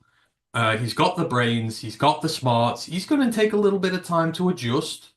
And rightly so. Like we've seen Bryce took time to adjust. He's gotten there. He'll probably follow a similar trajectory where someone will draft him. It'll probably be a shit situation. He might start a little slow, but he'll adapt and ultimately he'll thrive like he has everywhere else. I'm tired of the disrespect getting thrown his way. I'm tired of people saying he's not worthy of a number one pick. He absolutely is. And that's coming from someone who's watched him for the last 4 years and watched him develop. He will be a good quarterback. He rightly is going to go number one. The Titans have got themselves a good one if they give him a chance to thrive. Yeah, it's a big if. I want to say, by the way, he is my QB1. Like, I realise that you may see that as disrespect, and I understand that. And do I think he'll succeed? Yeah, I do. But, I don't know what I would have thought of Jalen Hurts had I scouted that class, but he was also a terrific quarterback in college, and he had the drive to succeed. You don't have to say someone isn't deserving of the number one overall pick, and that means that you don't like him or don't respect him. So I reject that notion entirely. But anyway, the thing about Cam Ward for me is you go back to what he's done at Miami, and it is more pro style, yes. It's still a lot of RPO. Like, there's no getting away from the fact that it is not pro style. It's more pro style, but it's not like he's running that consistently. Going to the pros is going to not be an adjustment for him. It's going to be a culture shock. So, will he get there? Yes, he will. Does he need to sit year one? A culture shock for every quarterback. No one plays under center in college. They're going to play under center in the NFL. I think we take this and goes, oh, he's just played RPO. We're disrespecting them by saying they can't adjust to this. Of course they're going to have learned that. Of course they're going to be practicing over the summer for it. Like, it's going to be a change regardless. You're not going to be a perfect NFL prospect coming out of college because you are not going to play the exact same way. You're not going to play on the center all the time. You're not going to do it. It's a lazy excuse to have a go at someone. But quite frankly, it's not an excuse to have a go at someone. I'm not making an excuse to have a go at him. I'm giving legitimate analysis on why he might struggle to translate. Why some quarterbacks play all RPO in college? It's what they do. Okay. It's how it's done. Okay. Here's my evaluation for him. He struggles to throw outside the numbers. He's an elite deep ball passer straight away. I think he sometimes fails to see pressure. He can escape it because he's not up against NFL talent and give him quicker edge rushes. Does that hero ball work against him? Sometimes doesn't read the game fantastically well. Absolutely rifles the ball sometimes, and he doesn't throw a particularly catchable pass, which I really don't like. I think sometimes he's not the best processor of the game and doesn't get through his read as quickly as he could. He needs to sit year one if he's going to have the best version of himself. He's not anywhere close to some of the historic first overall pick quarterbacks that we've seen go. When I say I don't want him to see him go first overall, it's because we've seen quarterbacks like Lawrence go one and Burrow go one. And he's not close. He's not in the same stratosphere as those guys as a college prospect. The thing is, he is the best quarterback in this class. There's no doubt about that. He's light years ahead of anyone else. But that doesn't mean he's in the stratosphere of these historic quarterbacks that have gone one overall. I defy you to say that he's close to some of those guys. Because if he's not, then I think saying maybe he should be given the promotion that you give the number one quarterback in the class, maybe even a round, I'd be happy to say, yeah, okay, fine, top 5, top 10 is okay, but I just struggle to see that you're doing him a service by drafting him 1 overall and throwing him to the wolves. Like, he'll struggle initially, you're right. Will he get there? I believe he will. He's succeeded everywhere. That is a trait which is fantastic to see, and it gives me confidence he'll get there. When I say he's better than Sanders and Dart, like, he is not close. He's so much better. But it's still going to be a struggle for him. And why isn't that a legitimate concern? I feel like you saying it's disrespectful is just kind of harsh. So for me, it's okay. He's not there right now, but his potential is one of the best QBs in the NFL. So yeah, while he needs to sit first year, I think we've learned from how T. Law, Zach Wilson, Trey Lance, all these QBs have been picked pretty high over the past couple of years. It's become now where, you do need to sit a year, no matter where your pitch. You need to have, and I hate to bring the name up, but the Aaron Rodgers treatment, where, you sit a year or two and get up to speed, and then you're given the best chance to hit the ground running. That's becoming the norm again. Like the whole thing of you draft a QB, you have to start him on his rookie contract, you need to maximize that potential, is dying out again.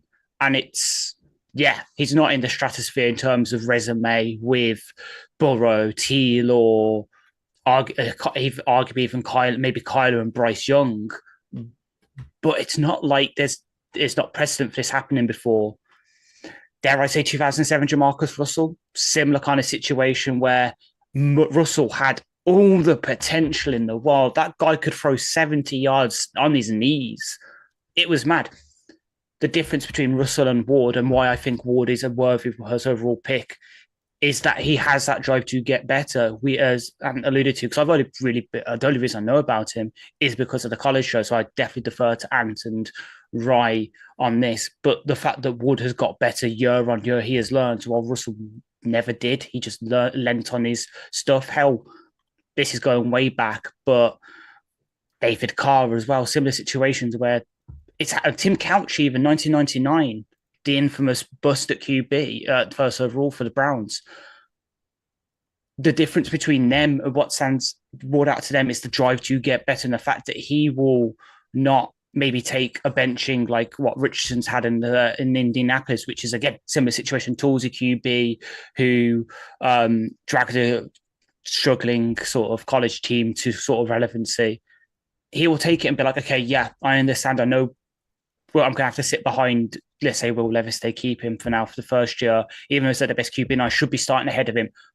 But the team's going to go with the veterans. I've got to show them in training now. I've got to give him the reason to be like, right, you're actually playing better than Levis now. We need to start you. He's going to be the kind of guy that will take it in the best kind of insult, the way that Amon-Ra took his drafting as an insult. He'll drive to be by probably the Titans by whenever that will be, to be like, right, Levis is not playing well. I've been betting him in practice. It's time to start now. So while, he's, in terms of right now, he's entering the NFL, he'll probably be a round 2 sort of guy in terms of impact year 1.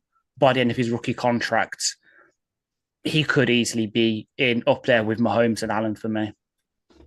And I know we're not using Trevor Lawrence as a barometer for a number over 1 pick, because what's he done so far in his career? What have these guys who've come up with the big fanfare? He was called generational, completely generational. This is all subjective, completely subjective. Who else? Baker came out number 1. Kyler came out number 1. To thoroughfare. Jameis, exactly. These guys who come out to such thoroughfare and, they're the number 1 pick long before they're christened that long before they even get there. Yes, they're getting paid in the league and that, but they ain't done much in the league just yet.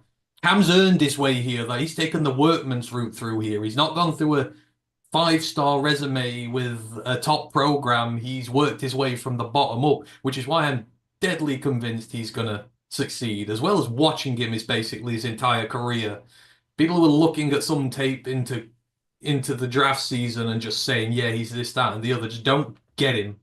And this is where it all is. Mentally here, he's going to prove everybody wrong. Let's move it on, shall we, to the next one, which is the presumptive number 2 quarterback in this NFL draft. That is Shedeur Sanders of Colorado. And obviously it's been an interesting route for him, playing for his dad pretty much his entire career. Jackson State, of course, to start with, and then Colorado. He's had a fantastic career. 6'2", 215, so similar height and weight to Cam. 90.9 PFF grade this season. He led the nation in completion percentage this year. 353 of 477, 74%, 4,134 yards, 37 touchdowns, 10 interceptions.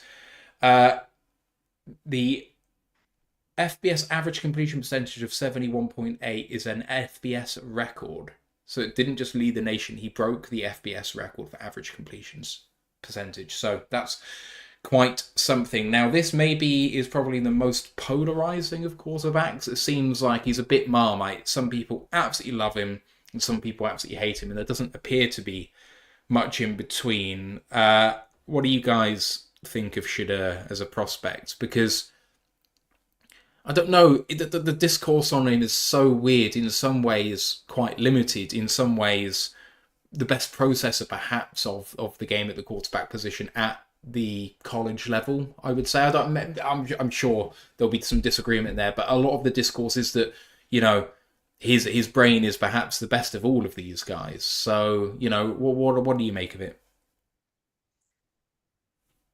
It does. A very rare example of sometimes you can begin to appreciate a player more because others hate him so much. It's like a hate like that. Like, I've never really taken that much notice about Shedeur, really. Like, he's obviously a good quarterback and that, but he's never been on the radar the way Cam and some guys have and that. But then the amount of disrespect that's been shown his way again in this process, and people questioning bits about him and that, and I'm like, well, hang on, I've got my concerns about him here, but this is going a little too far in the other direction, and it's been so consistent against him that it's almost pushed me into, well, actually, I don't mind him that much now when I think about it, because I think he's been getting unduly criticized. Like, wherever he's been, he's always been a highly accurate quarterback. Like, he is a leader.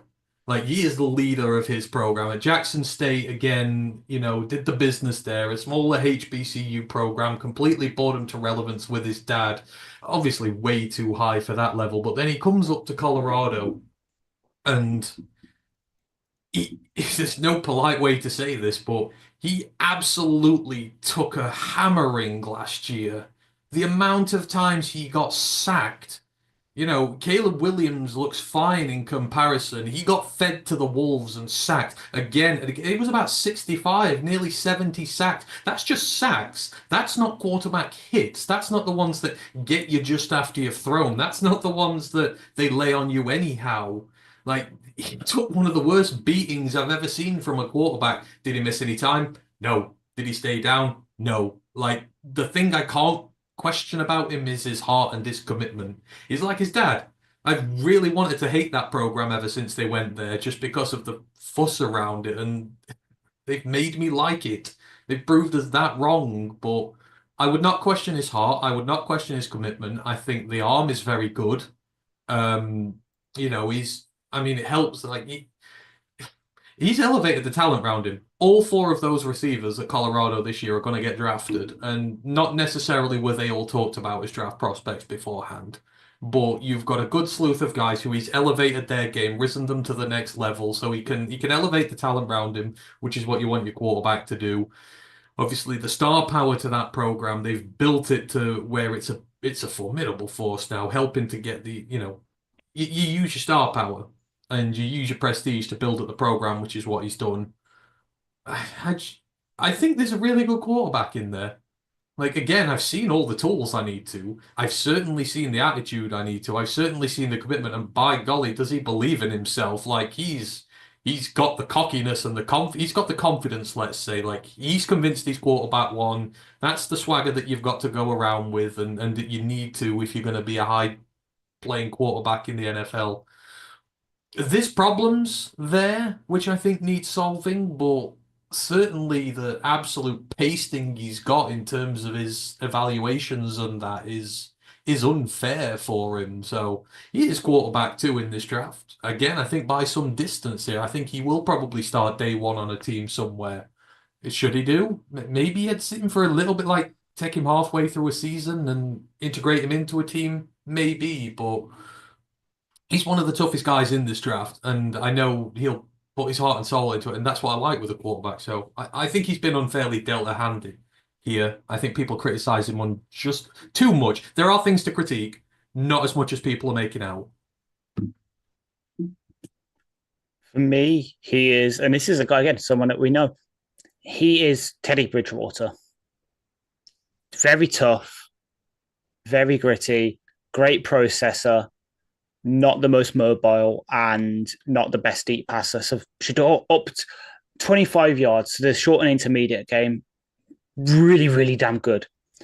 Anything past that, not the best. Not the best. And then, yeah, the mobility, coupled with a tendency sometimes to hold on to the ball a bit too long, means he does take that beating. But yeah, he just shrugs it off. He's like that. He's like Stafford without the arm in a way. There's someone else who we've literally seen take a concussion and still continue playing. He's got that kind of grit to him. It's just he doesn't have the physical tools that some of the other guys in the class and some of the other guys around the NFL do. He is average at both. He's got good enough arm talent to survive in the league. He's got good enough mobility to survive in the league, but none of them have his elite traits. His elite trait is processor in the short to intermediate game and his grittiness. So he's, yeah, while I don't exactly hate him, I don't exactly love him, he's kind of in that mid-range where if he's taken top 5-10, like the rumors are going now because it seems the Browns are swinging towards his teammate Travis Hunter at 2.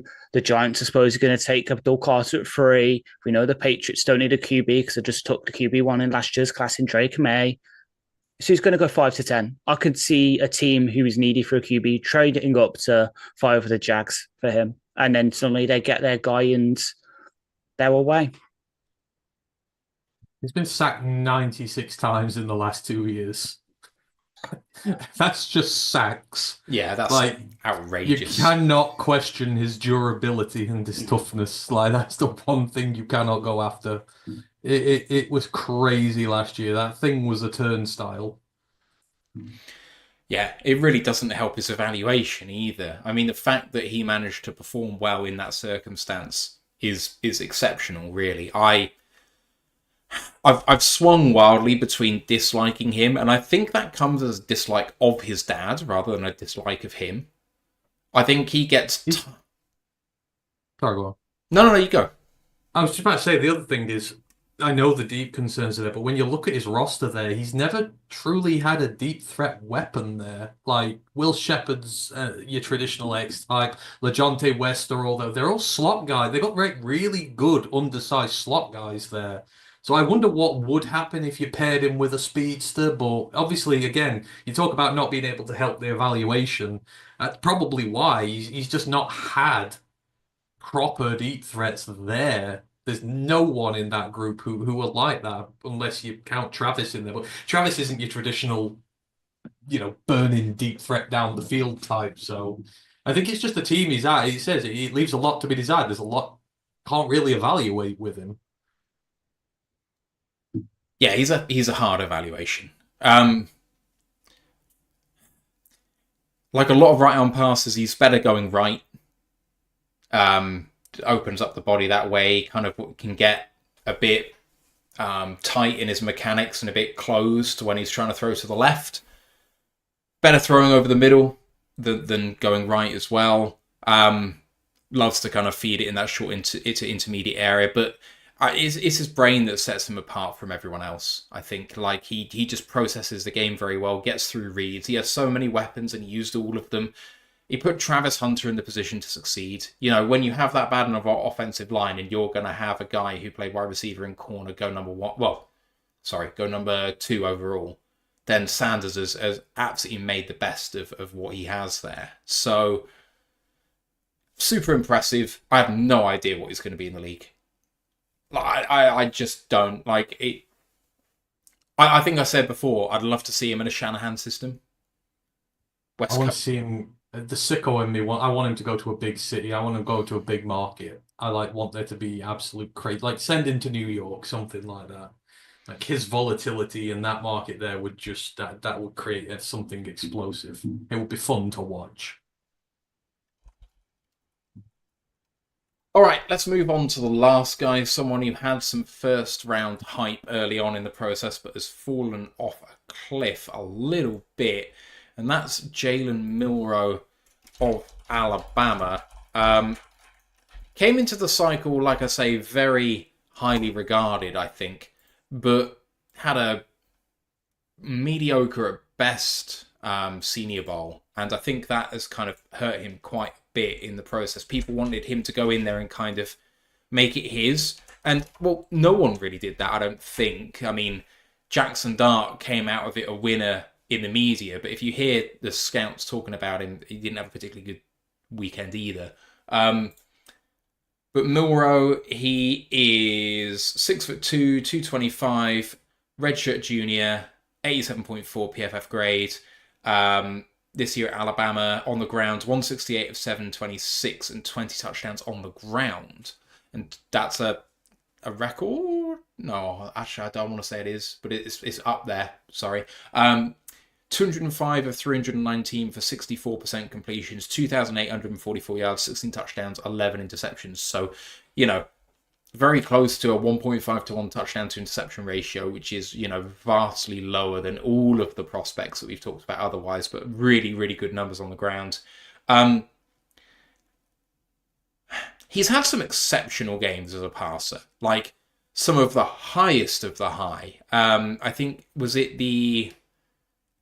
LSU that comes to mind, where he was just tearing them apart as a passer? But, some low games as well, and like kind of looking all at sea and not processing it particularly well. But as a rusher, he's up there as a top 3 NFL rusher instantly. And we actually had a question from a viewer here, Contrapastan on Discord, said, question for the show, where would Milroe be on your running back draft board in this cycle? Which I think is a fundamental question. So, boys, what do you think about Milroe as a quarterback prospect? And then what do you think about him as a running back prospect as well? Because he's a special talent. He's got all the, like Rourke was saying with Ward, he's got all the physical tools in the world. He just hasn't put it all together in the passing yet. So, yeah, he's had the good games. Like LSU was pretty good. Georgia as well, where he nearly passed for 400 yards this past season on Georgia, like the team that always seemingly has like 7 defenders drafted, half of them by the Eagles, and we know how good the Eagles defense is. But it's wildly inconsistent, because you go from the highs of that to suddenly playing back-to-back weeks against South Carolina and then at Tennessee, where it's 1 touchdown, 2 interceptions, about 200 yards on the Tennessee game. So he had 46 attempts and 239 yards.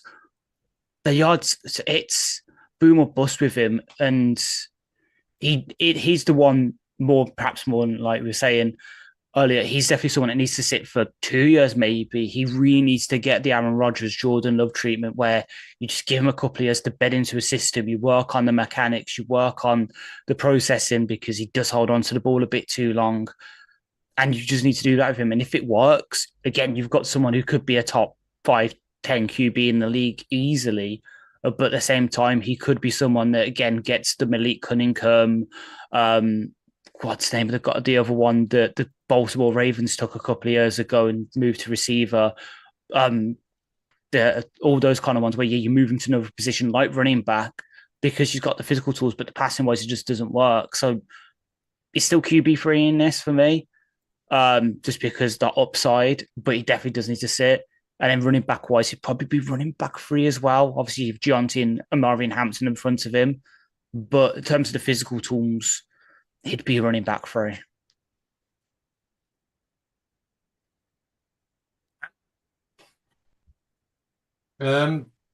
He's way too inconsistent as a passer.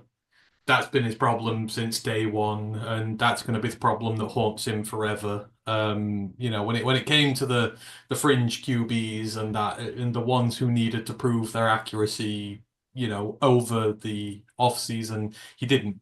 Went to the Senior Bowl, looked inaccurate as ever, and it's just. I don't think it's something you can fix at this point. It's been a problem his entire career. He's always been a runner first, and he's great as a runner. He's great at finding the gaps, exploiting coverages, hanging around in the pocket till he's got a lane, etc. And he's great at it, but you need him to be a quarterback.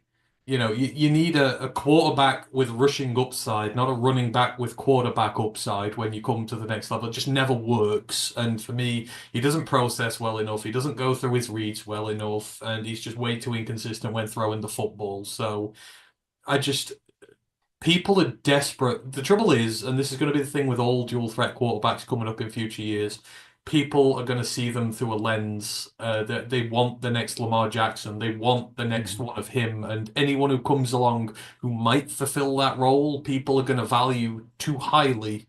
If you watch the way he plays, it's not good. It's not good enough. And it's not consistent enough. And I think there's too much you need to fix. So I know we've met him. I just won't go anywhere near him. There's no point. He's not better than Hendon Hooker. Let's put it that way. And we have Hendon Hooker on our roster. No point downgrading your backup QB role and spunking a pick on it to do so. I think he's very ambitious going to the NFL draft because, my God, if someone picks him one, they're getting worst first round pick of the draft. Like that, they're getting that award right then and there if anyone takes him at any spot in there. It's just not happening. As a running back, this is a deep running back class. I wouldn't have him in my top 10 running backs. I think this class is special. It's great, and there's a lot more specialists in there who are better at it. So it's just a prospect I don't want to go anywhere near, really, at all, in any way, shape, or form. I'm so torn. You see the highs and you fall in love with him, and you see the lows and it's just disgusting. Ugh. I think he's going to end up in that sort of Hendon Hooker range. And I think he's a better prospect than Hendon was. But I don't know, splitting hairs. I don't know. I think he's a special runner. I think he'd probably be third for me in the running back class as well. But there we go. Anyway, and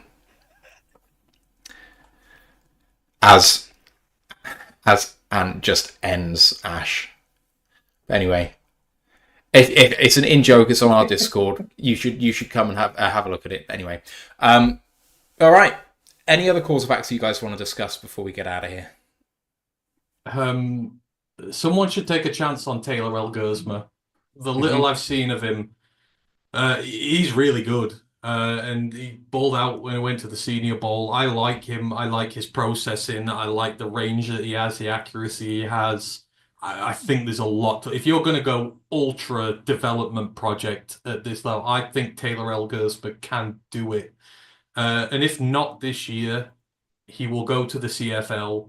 He'll play well there, and he will end up in the NFL sooner rather than later. But, considering some of the crap that's in this draft, I would give Taylor Elgersma a go, and I would draft him and get him in because the upside is crazy. And, we apparently like our Canadians, so who knows? But, it's... But, yeah, Elgersma should get some love in there. And, of course, the only other one I'm going to mention, because, sometimes... You can't always be right about prospects. For me, I've done very well over the years at liking guys who do well, but I'm going to have to lay him to sleep now and put my sword at rest. KJ, good luck to you. Thought you were going to be a first round pick a few years ago, and it just didn't happen for whatever reason. So I'm sorry, sweet prince. I hope you go to the UFL, go to Canada, do something, please, for me. Love you, but I've got to let you go now because it's just got to admit it's not happening, and I'm sad. There are some questions about sleeper picks, and I think Brent might have asked about HBCU quarterbacks for a practice squad as well. Are there any? No. There's one. It's DBs for HBCU talent this year. The DBs are the sleepers. The Rattlers, DB. His name I can never remember. Oh Christ, what is it now? Bowler, Kendall Bowler. Kendall Bowler, that's the name you need to know. There's a second one, James something. Oh Christ. I'm doing really badly here. It's DBs, and then of course the tackle. The tackle will get drafted, Carson Vinson, I believe. Mhm. I'm fairly confident he's going to get drafted now at this point. He's taken like 5 top 30 visits already. Yeah, Carson there's a Vinson lot of teams interested in him, and you know what? It's quite apt given that one, legendary HBCU tackle retired this week. That maybe another comes into the league and proves everybody wrong. So, happy retirement to Teron Armstead. Will always be one of the biggest examples of what you can do if you draft HBCU. You can get a franchise left tackle for 10 years potentially. Shame with injuries with him. He could have been a Hall of Famer without injuries. Teron could. Yeah. If we're talking QBs, maybe selection on practice squad, Seth Hennigan, Memphis. I like him as a UDFA pickup. In terms of UDFA pickups at quarterback, if you just go off PFF grades, if you're that lazy, and I am, as has been ably shown tonight, then the highest graded quarterback by PFF grade this season is Tommy Mellott of Montana State. Potentially worth a look. 505 on mock draft database is consensus board. Yeah, 433 on PFN. I tell you what, if you want to take a complete and utter wild card, and I had no idea he was actually in this draft till today because I thought he was going back, but Hajj Malik Williams is in this draft. He must have run out of eligibility. Yeah. The UNL, go and watch my Ricky White video that I've done for the draft prospects. It's Hajj throwing in that. He is insanely underrated. I thought he had I was ready to crown him as a prospect for next year, but he's in the draft this year. Hajj Malik Williams is. You want a dual threat you can develop who's got a very underrated arm, then he might be there. I would love to see him come and have a go in Detroit, to be fair, in our practice squad, see what we can do with him. I think he could low-key be really good. Other names of interest potentially: Cam Miller from NDSU. Who else do we have here? Matthew Downing from Elon. All guys who are going to potentially get a practice squad place. The one quarterback from... Well, actually, sorry. There's 2 quarterbacks on this list from HBCUs that PFN have on their list of people who are in the draft. So they are Florida A&M's Daniel Richardson and Miles Crawley from Grambling State. Daniel Richardson was an FBS player for years. He was the Central Michigan one, and then he went to Florida Atlantic. Correct. And then, he got beaten out at both. I have no idea how he did down there. He was actually a much louder prospect one time or another. When he went to Florida Atlantic, that was a huge cue for them, but then they got another starting quarterback from somewhere. They had 2 of them, and he lost out. I mean, potentially, he has experience at the FBS level. He's got more than 600 snaps in each of the last 4 seasons. First 2 at Central Michigan, then Florida Atlantic, then Florida A&M. Best year this year by grade, but he's 5'10", 205, so he's not exactly a prototypical height and weight. I think he might have been a 4-star once upon a time. Like, he was a big commit for Central Michigan when they first got him. All right, I think that is going to be your lot. We've asked the 2 questions that we have, just checking to see here. Brent says Milroe lost against the Wolverines. He did. Carlton says few Well, fans. Michigan fans will know bad quarterback play, so trust him on that. Oh. And with that dart, we are going to sign off on the show. Final college podcast of the season is going to be happening midweek this week, so check that one out. And then we'll be here next week on the main show for our Lions only 7-round mock draft on my birthday. So we're going to have a great show, guys. I hope you can join us for that. The boys are going to have to get drafting to see who we take and then justify those picks. And you will have a poll if you're watching live to tell us who you think the best draft is and whether you think it's realistic and why. So we look forward to having your input on that. Otherwise, you know how to follow us on our socials. Royal Lions UK, YouTube, Twitch, Facebook, Instagram, Twitter, and TikTok. And the group of worldwide fans is Detroit Lions Fans UK, One Pride Worldwide. I was informed today that one of our own is going to be yet again attending the NFL draft, as Ryan Farden will be in the inner circle. So look out for that Dan Campbell poster to pop up again during the draft. He was the one who made that appear so many damn times, and I look forward to seeing it again. So congrats to him. I know he's going to have a whale of a time in Green Bay. If there's anyone who can outdrink the Wisconsinians, it's going to be him. So go have at him, my man. Anyway, thanks to Ant and Ash for today. It's only a good argument because we deeply care. So there we go. I hope you've enjoyed it. I hope you've enjoyed all of our reviews of these draft classes. We're going to have a terrific NFL draft show for you. 3 days, 26 hours of streaming with some great guests and, of course, all of us. So we hope you can join us for that. But for now, have a great week. Let's go Lions One Pride. One Pride and go Tigs. Recording stopped.